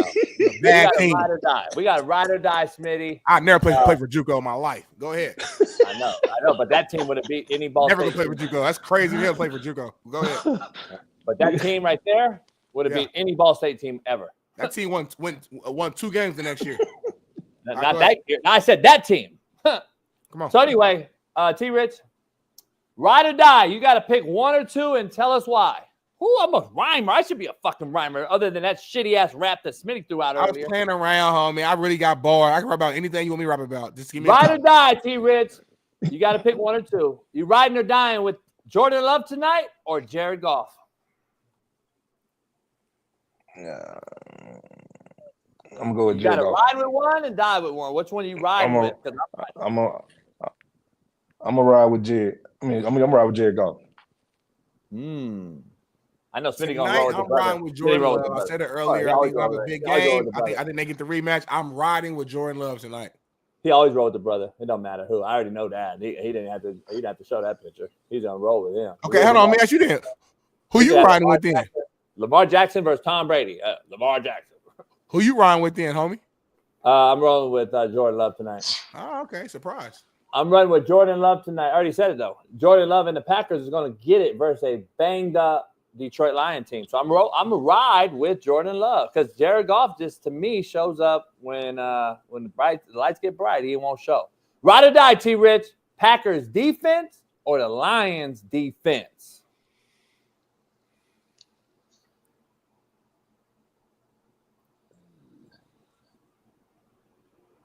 Lions hurt, T-Rich. Lions got they're grabbing players from Arena League right now. Yeah, man, I'm gonna have to definitely go with the Packers defense this game. I'm gonna ride with the Packers defense. I'm riding with the Packers. We all with the Packers on the ride or die segment on the defense. The Lions defense is bad right now. They're banged up. Ride or die. Here's T-Rich right down your alley. Josh Jacobs or the tandem of Jahmyr Gibbs and David Montgomery. Oh, that's tough. That's tough because Josh been hot. Josh been hot, man. But I love that connection they got over there in Detroit. Oh, that's tough, JB. They got I think both of those guys over there. I think both of them are the first tandem in through this amount of games who both have over 10 touchdowns rushing each. Yeah, man. That's tough, man.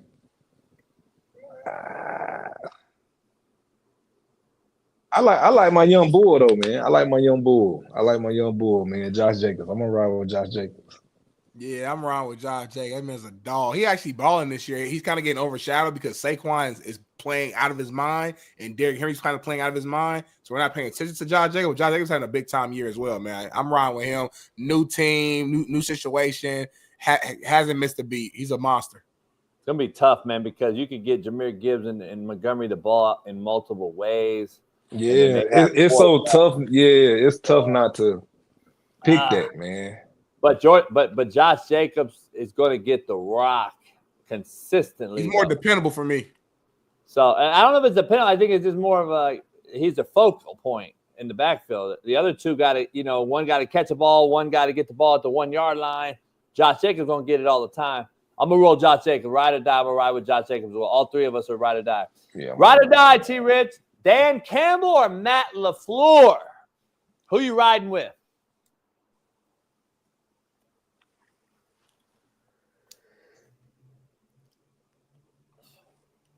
Give me Dan Campbell, man. I'm gonna ride with Dan. I'm riding with Dan Campbell, man. He's a master motivator. He's a cold hustler. He's a guy who formerly played. I understand his language. He's a player's coach. I think LaFleur is a hell of a coach too. Don't get me wrong. Great offensive mind. Yeah. Has done really well with the Packers. Just for my style of what I, as a player, would like connect with. Dan Campbell is more of my style. So that's the reason why I'm going with Dan Campbell. I think everybody loves him because you see him on the sideline yelling, blah, blah, blah. He hasn't won shit yet. I'm going to roll with LaFleur as the coach. From the coach, I'm riding with LaFleur. I'm riding with LaFleur. He ain't won nothing either, homie.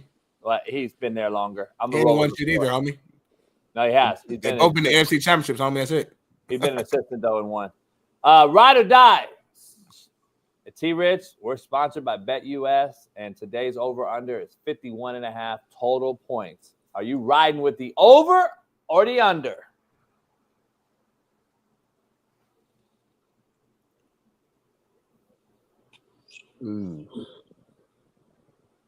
JB, what is it? 57 and a half? 51 and a half. 51 and a half. Okay. Where you going with it? I'm going with the over, homie. I'm going with the over. Packers going to win 30-27. I think they're going to win that much. Detroit's defense. 30-27. Field goal, yeah. Field okay. Yeah, I'm with you. I'm riding with you. Yeah, I'm riding with you on that. I like that. Over? Yeah. I'm over. Yeah, I think all of us are over. I'm riding with the over. Both of them, they throw that ball. Like the Packers are playing better defense. The Packers are playing better defense, but I still think Detroit will get it done. I'm gonna go over 51. That's a bad boy at OC. Hey, did I say Detroit was gonna win early? Did I say Detroit was gonna win early? Did I say that? Man, the Packers ride right now though, man. But I like Detroit though. Detroit tough, man. They are. All right, last one, ride or die, T-Rich. Packers or Lions? Lions are minus 3.5 as the favorite. Oh, we already. All right. Yeah, we just answered that then, didn't we? Yeah, we went Lions. Yeah. Dang. Where you at, Smitty? I'm going with the Packers, homie. I already told y'all 2-3 times I'm going with the Packers. Yeah, I picked the Packers to win. But the question is, it's minus 3.5. It's not just a win. Oh, I'm sorry, 3.5. Hey, you don't listen, motherfucker. See, you just be laughing like a goofy, but you don't listen, homie. No, I was laughing at Trent. Minus 3.5. No, Trent said we didn't answer that, didn't we? Minus 3.5. I'm taking. No. Well, I'm saying no because I told you my score. It's going to be 30-27, which is 3 points, which means no. I'm rolling with the Packers to. Hold on, who's 3.5? Lions? Yeah. Oh well, yes, because Packers are gonna win. Yeah. I go with the Packers by 3. Yeah, Packers are winning by 3. So yes. You know what I figured out during this ride or die segment? What? You motherfuckers ain't math majors. I know that. I ain't one either. We should never do anything that has to do with math. You as the leader just didn't lead this the right way. No. You don't listen. You didn't lead the right way. You didn't listen. Next time, don't ask us who's going to win earlier and then come back and ask us who's going to win again, but do it with the spread. You either do one or the other. Like, pick one. That's bad. That's poor leadership. I'm going to be honest with you. T-Rich, I got to ask you, who's the NFL MVP? You got. This is the only options you have right there. Those are your options. You can't throw no one else in the mix, but I would like to hear who you like. But out of these 4, who's your NFL right MVP? now today?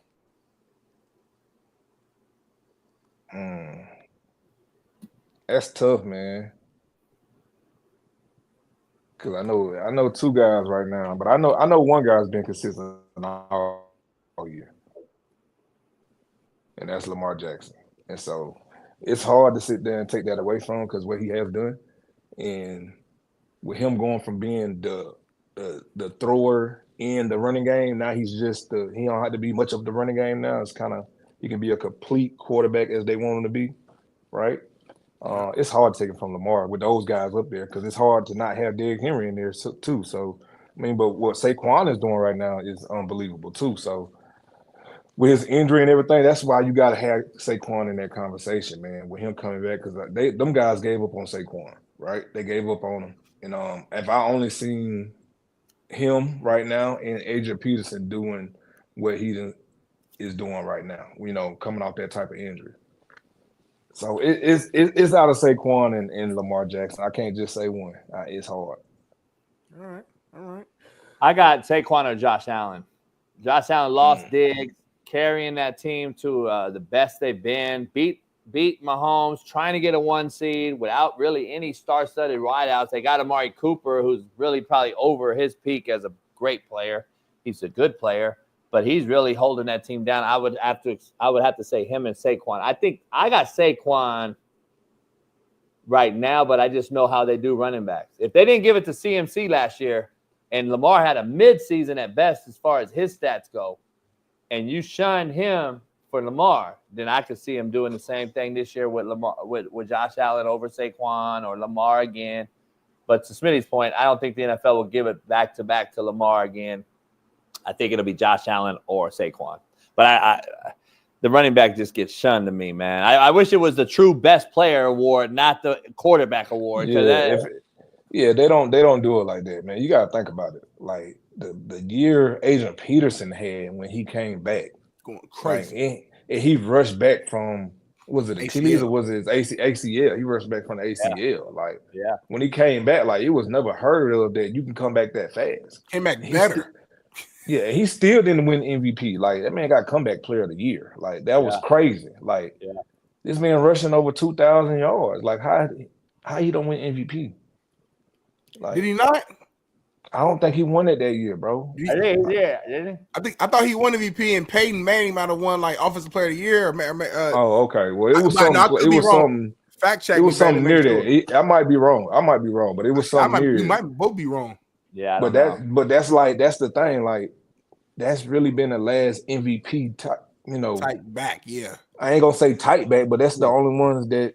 I'm pretty sure AP won it that year because that was they gave an MVP to, bro. Like that, like you think about what's is doing every year. I mean, he had what damn near 2,000 yard years. Was it 2 or 3?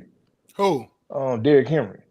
Yeah, I think I want to say 2. I want to say 2, but he close all the time. And he on the verge this year again. So.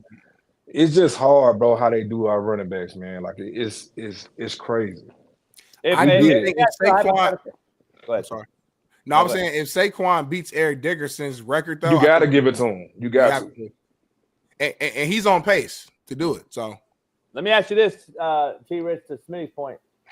If Saquon breaks Dickerson's record with one more game, would you put an asterisk after it? See, I'm a Dickerson guy. I'm a true running back guy. And what Dickerson did, it'll never be matched, in my opinion. 16 games, yeah. Yeah, he's going to have to do that in 16 games. Yeah, see, that's how I feel. I feel the same way about Cooper Kupp, though. Cooper Kupp beat Megatron shit an extra game. I just think you had to do it in that. Yeah, to me, you got to do it in that time if the bar was set right here, I think you got to meet the bar or it ain't. To that point, JB, though, and because you know better than me, like back in the days, the NFL wasn't always 16 games though either, right? Like didn't it used to be less? It used to be 14 and 15. Right. So I mean, I wondered. I mean, I don't know because I'm young. I don't know, but I wondered did they feel the same way with like the old school records that got beat once to 16 games, and then they did because the Miami Dolphins to this day, Larry Zonka, all the guys that are still alive, every day an undefeated team loses, that you see them do a whole party. I do the little drink in the. So like they watching shit and they care and like they care. Yeah, but that's like I tell folks all the time, bro. Like people don't realize like my last year at Bama, I only played 2 whole games. And I was both for the LSU games. Like people be talking about how. O.J. Simpson had one of the most miraculous seasons of all time, him and Jim Brown, and they played, I think, 13 or 14 games. Mm-hmm. But I don't think because to me, honestly, if we're talking about the best seasons of all time, I think O.J. has the best season ever that I've ever seen. I was a young kid. The best season ever is O.J. Simpson. I think he had, 2,000-something yards in 14 games. So, that's crazy.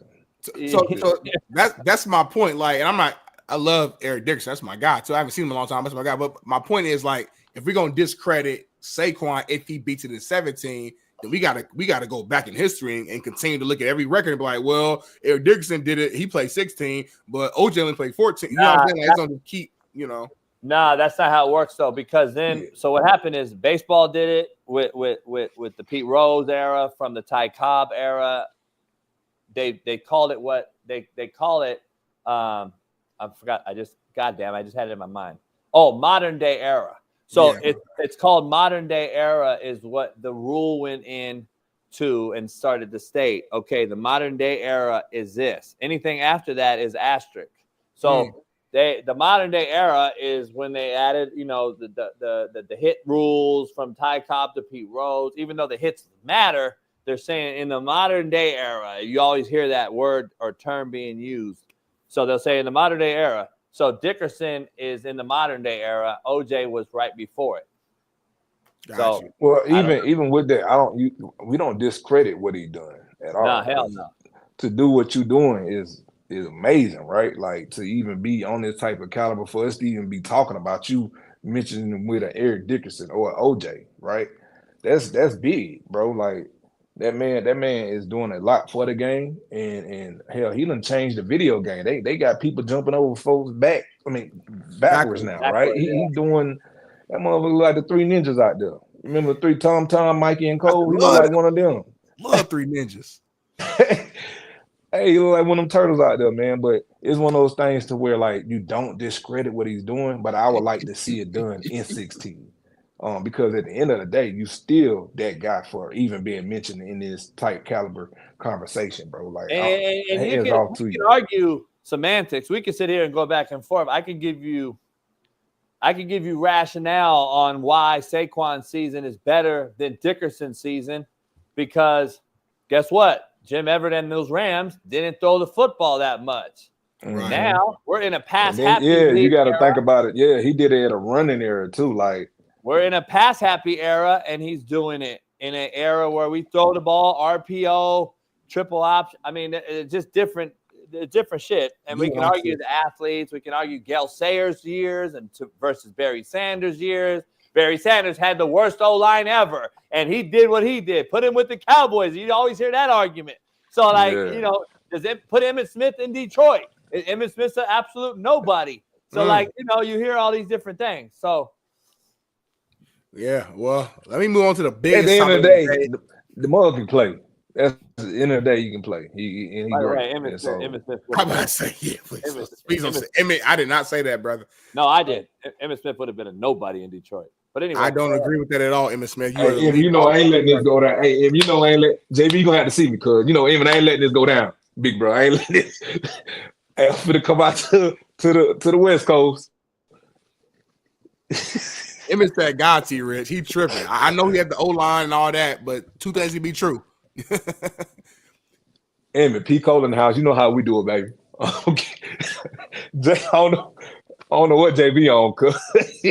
That's what JB always said some bullshit. I want to move to Pensacola got to support. Pensacola got to support each other. I get it. I'll move to the biggest topic of the day with you, T. Rich, because I know if anybody knows about just having like 400 yards in Detroit. Tyrod Taylor has reportedly filed an eviction lawsuit against his ex-girlfriend Dre Michelle, who's refusing to leave the house he paid for. Michelle is dating NBA star Jalen Green and has a kid with him. What's your take? I want the full answer to this, T. Rich. I want to put ISO T. Rich. I want you to just go in on this whole situation. Hold on, bro. You said I what? How did you start it? I was bullshitting, T.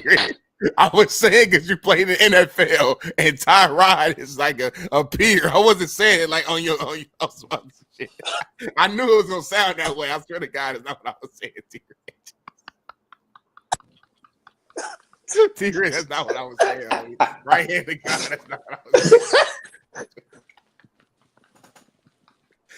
Oh, shit. Hold on, stop. T-Rich, you ever seen a situation like this?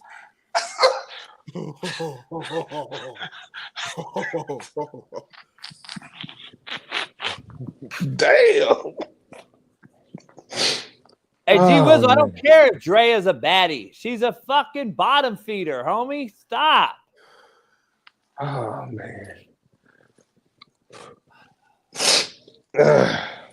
She looked like a shyster. I'll tell you that. I bet you hit though. I'll hit. That don't have nothing to do with me trying to fuck with her. Motherfucker said, "I'll hit," but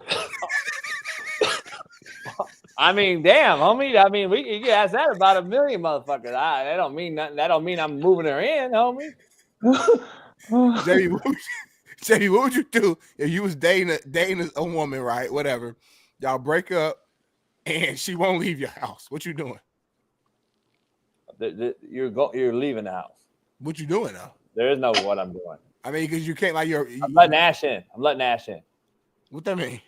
I'm letting Ash in the house. But hold on, y'all been dating, so Ash knows, like Ash is comfortable around her, like they know she, like Ash loves her. You know what I'm saying? Is she a sister? Yeah. She's not comfortable around the dog then. But y'all been dating for a minute, so she at this point she is. You racist SOB. You racist SOB. Oh my God. She a sister? She not comfortable there. What type of shit is that? Hey, T-Rich, Smitty was hesitant. Like, yeah. He knew something was coming. She never met the dog. She been fucking me for months. She never met the dog, homie. I love Ashton and she don't want to leave. Hey, Drea, go ahead and think you packing your shit. Ash, let's go. That bitch is go. Woo. That's how you get out of it real quick. That's how you get out of that real quick. By the way, T-Rich, this broad's fucking with a multimillionaire cat that's a hooper now over in Houston. She pregnant with his baby and don't want to leave this old cat's house. What kind of bitch is this? Oh, that's what I'm trying to see. Like, is she doing this now at his house, or this old case? She's out here in LA, right up the street. She right over here. I'm gonna go visit. I'm gonna take Ash over there. And if Tyrod give me a couple bands, I'm gonna take Ash over there right now and run her ass up out of there. She probably wants to like keep the house, like break up with him, but keep the house. Is probably what she wants. That's my assumption. I'm saying she's supposed to been done. She's supposed to been done with him though, right? Because she's pregnant by not married. Jalen, right? You know what I'm saying? She been with Jalen. I'm saying, so why is she at his house though? That's what I'm saying. She's a bottom feeder. He probably don't stay at that house. He probably own a couple houses and he don't really go to that. She wants to keep the house. Just say she's a Tyrod probably wants to sell it to get some money type shit. Just say she's a hoe, homie. Why? I mean, I don't know her personally. But you don't need to know her personally. Just say she's a hoe, homie. She's the epitome of why baby mama somebody used to work with. She's the epitome of why men get fucked after divorces. Just keep it real. T-Rich, man, it's always a pleasure. I had to come on Thursday. Are you the new head coach at Hoover High?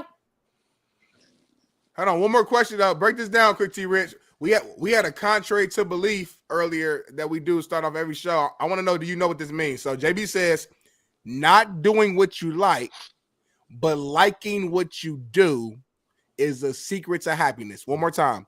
Not doing what you like, but liking what you do is a secret to happiness. Can you break that down as you exit the show? You gotta like what you do. I want T-Rich to say it. Not do what you like. I want T-Rich to say it. I don't care. I like playing football. You know what I'm saying? I like playing football, but shit, I love doing what I got to do to make me like this shit. You know what I'm saying? And I don't always like football. And do what you gotta do. Don't do what you gotta do. I gotta do what I gotta do. Yeah, difference. I fell in. I had to fall in love for that shit. Hey, Smitty, I don't want to do what I got to do to survive. I want to do what I like to do to survive. Smitty, fell in love with it. I fell in love with it, Smitty. Smitty, what's 8 + 3 right now? Go. 8 + 3 is 11. This homie T-Rich said, I mean, I like football, but like when I didn't like it, I had to love it. Because the process is what got me there. So, like, I learned to love what I had to do to get there, and I didn't like the result from what I got. T-Rich, man, have a good one, brother. I like that jacket. Send it to me one in the when you get that job, let me come holler at the boys. Are you the head coach at the Hoover?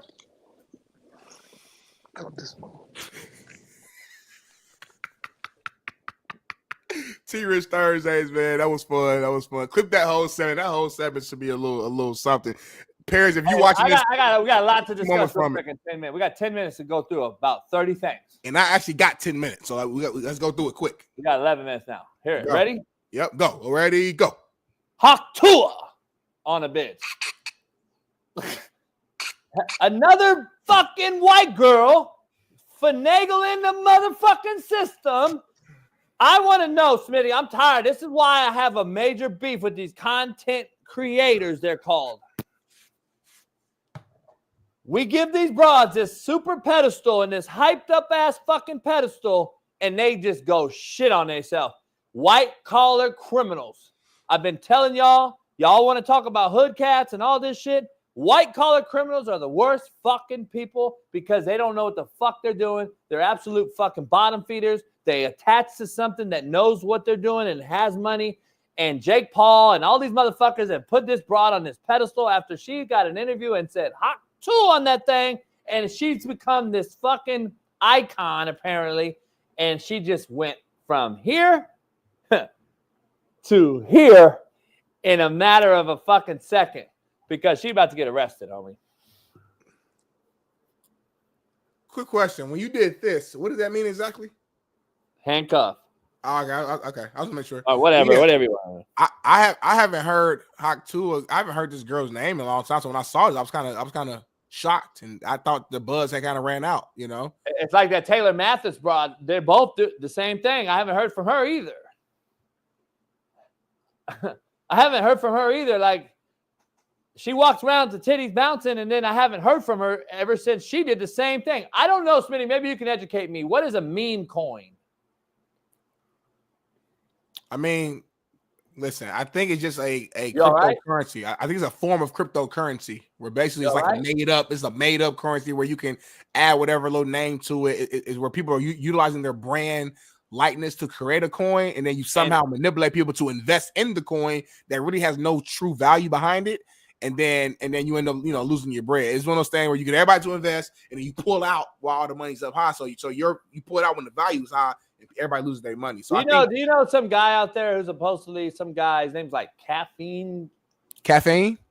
Some guy. He had them on their spaces, and he just called the motherfuckers out and broke down every single. I guess he does like crypto, and he's like a guy that I don't know, man. I don't know anything about it. But he had him on last night, and I heard the interview.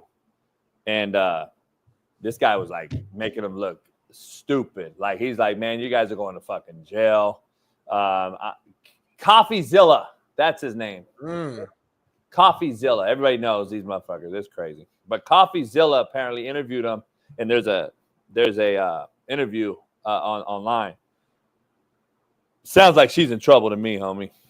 It sounds like she's in trouble. Same with the other broad. I just don't get it, man. Taylor's actually cool. Like she's still posting stuff. Here's the issue I have with people that do this. See, I don't like them at all anymore. Here's the reason why. Once you try to go, and it's like a predatory lender. Once you attack somebody and you hit them in the pockets when they are trying to help you and your brand succeed, as fans, all these fans are doing, like all the fans that helped us get a studio. Shout out to all you. I would never do you wrong or dirty like this. These people asked you for their help, and then you went and helped them, and you bought their coin, and then they fucked you and took you for over $100K each, and she made $1 million in 24 hours, homie. $1 million in 24 hours, and based off of her fan base. I lose instant respect for you, for the Taylor broad, for all these different people. I lose all instant respect, homie. And that's why when I go at these coaches for treating these kids like a piece of meat in the meat market, it's the same way. I go at them with the same way. If you're going to take advantage of your support system, that's why I said let's go members only, homie. Y'all deserve it too. It's a slap in the face, homie. I have no respect, zero, for these fucking bottom feeders who are nobodies, and then they became a somebody because a somebody put them on a pedestal, and now they're going to hit rock bottom, and I'm here for it because I know at the end of the day what I will and will not do, and I will never lose my integrity as a man, my character as a human, and I would never do another human to elevate my status to make them sink. No, won't do it. I don't care if it's a hater of mine. I'll never do it. I just think there's a line as a man And I think they cut the line, man. Fuck them. That's just where I'm at. 100 on that. 100. Next topic. You said we had a lot of topics. Yeah, we gotta be careful with this one. Okay, I'm ready to go all the way in. No, not with YouTuber. I'm just saying this is happening, and it could have been. I don't know if you heard about the health organizational leader last night got offed. Everybody's been seeing that. Yeah, and today the new news came out. The bullets had words on them. Yeah, I know, and I know the words are. What are they? But this is the part you got to watch for. Oh.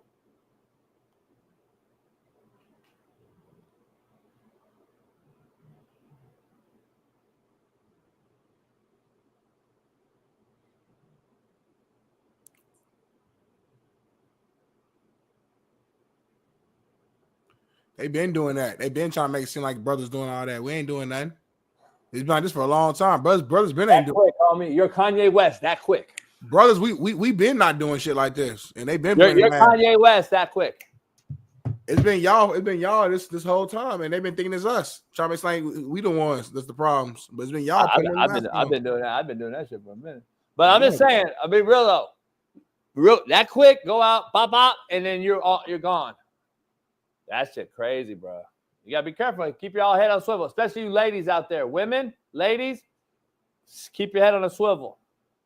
Because we've always seen the mask. I've known about masks. My brothers in the Air Force, I've known that we've used these masks. Real masks, though. The real one you can't breathe on, yeah. That shit is a fucking thin ass bloop, and you're boop, boop, boop, boop, and then off. They shouldn't be able to sell those. You shouldn't even be able to sell those. Man, that's crazy to me, dog. That's crazy work right there, Smitty. Crazy work. Right,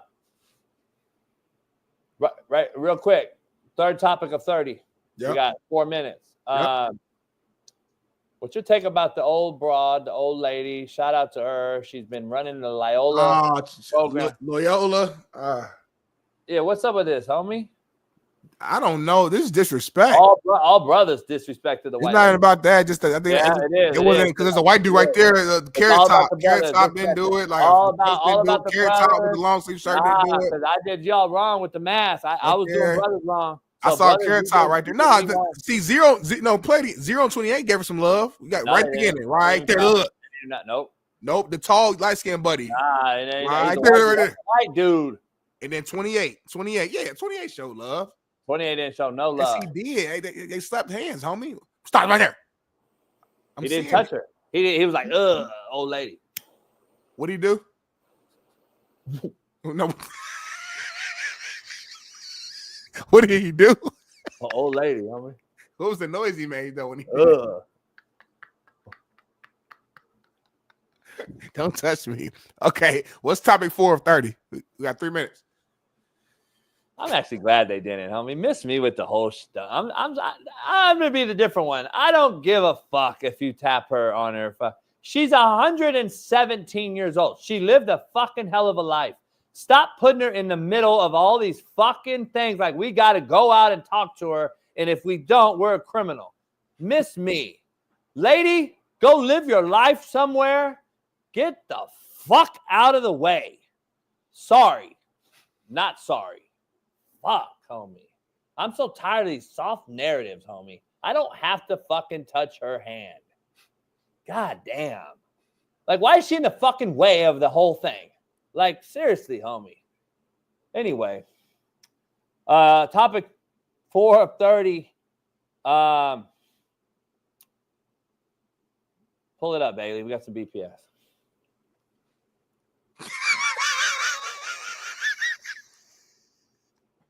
I can't hear it. Oh, shit. See, that's that mask, homie. I'm not fucking with it, Smitty. I'm not fucking with it. I'm going to give me a JB mask. So, hold on. Can I get a mask on and go be a head coach? Might be on or something, homie. I'm going to put a mask on and interview, homie. And change your name and everything? Yeah, I'm going to go Michael J. Brown. Michael J. Brown. I like that. Michael J. Brown. Yep. Put the mask on as Bailey. Yep. And I'm going to interview at Utah State. You can't wear no slapdick stuff because that's going to be a dead giveaway. No slapdick stuff. I'm in a suit. I'm going to be in a suit. Oh, you going to change your whole little shit. Yeah. And I film it, homie. What's going to be your voice, homie? Come here, yo. I'm saying, no. I mean, I can't get caught, homie. If I go to straight Otani, I cannot get caught. Let's just keep it real with that mask on. Ain't the goal to get the job though?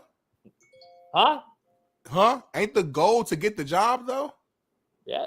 Guess why, homie? DEI hires. They have to hire me. Trump is canceling all that. Trump don't want So black I people walked in there as Mina Kimes, homie. I walked in as Mina Kimes, and I talked cover 2. And I got the mask. Let's keep it funky, homie. I'm getting the job at Utah State. Mina Kimes will be all over the news as getting the head job at Utah State. They'll say she did the best job interviewing ever, Smitty. Mina Kimes broke down cover 2 like a motherfucker. She got up and drew up quarters. She got up and drew up nickel, verse 12. She fucking killed the interview.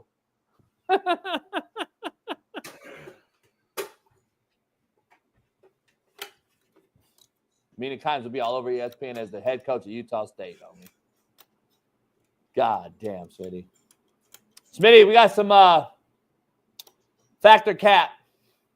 Let's do it. Fact or cap in the show. Brought to you by BetUS. Fact or cap. The Lions secure the number 1 seed with the win tonight. Cap. I already told you the Packers gonna win the game by 3. That's not the question. Fuck. This guy don't listen, man. Would you ask me? Start it over, Bailey. Fact or cap. The Lions secure the number 1 seed with a win tonight. Cap. I already told you that they're going to lose the game, which means they won't secure it because the Packers are going to win.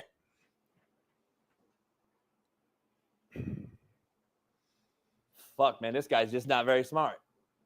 I don't know what else to say. You said the Lions are. I'm saying the Lions won't secure number 1 seed with a win tonight. They won't secure it. Bailey, come explain it. Fuck. Come explain it, baby. You're Darnell. Are you kidding me? No, I'm not. And you young. Don't disrespect. Did you even hear the question, Darnell? Yeah. Are you sure? No, I don't think you did because your answer don't make any sense. Okay, baby, read it. Baby, read it again. Coach, read the question one more time. Fact or cap? Fact or cap? Mm-hmm. The Lions secure the number 1 seed with winning tonight. So hold on. So if they win tonight, it's fact they're going to be the 1 seed. If they lose, it don't matter because that's not the question. If they win tonight, they'll be the 1 seed because I don't know if you realize the Eagles are right on their ass, Smitty, and then this is how the thing works. So the best record in this thing gets the 1 seed, and then if the Eagles get it, they'll host a game in Philly. If the Lions get it, they'll host a game in Detroit. And then so like factor cap would mean. So you're just saying hypothetically, let's assume they win. Do I believe they'll go on to go and secure the 1 seed? Got you. I'll still say cap. I think the Eagles will get it. Oh, really? Yeah, they rolling right now. Saquon's MVP. They're balling. Hold on. That's a bad question, y'all. I ain't gonna lie. Fact or cap? Fuck, man. We test a lot of smartness on this. Fact or cap? Fact or cap, Smitty? The Eagles go only as far as Jalen Hurts takes them.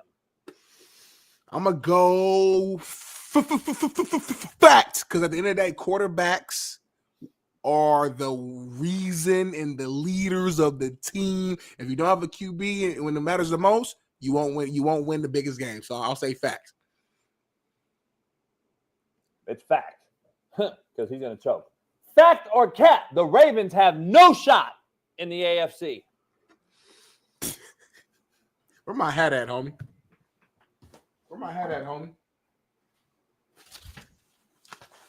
Cap.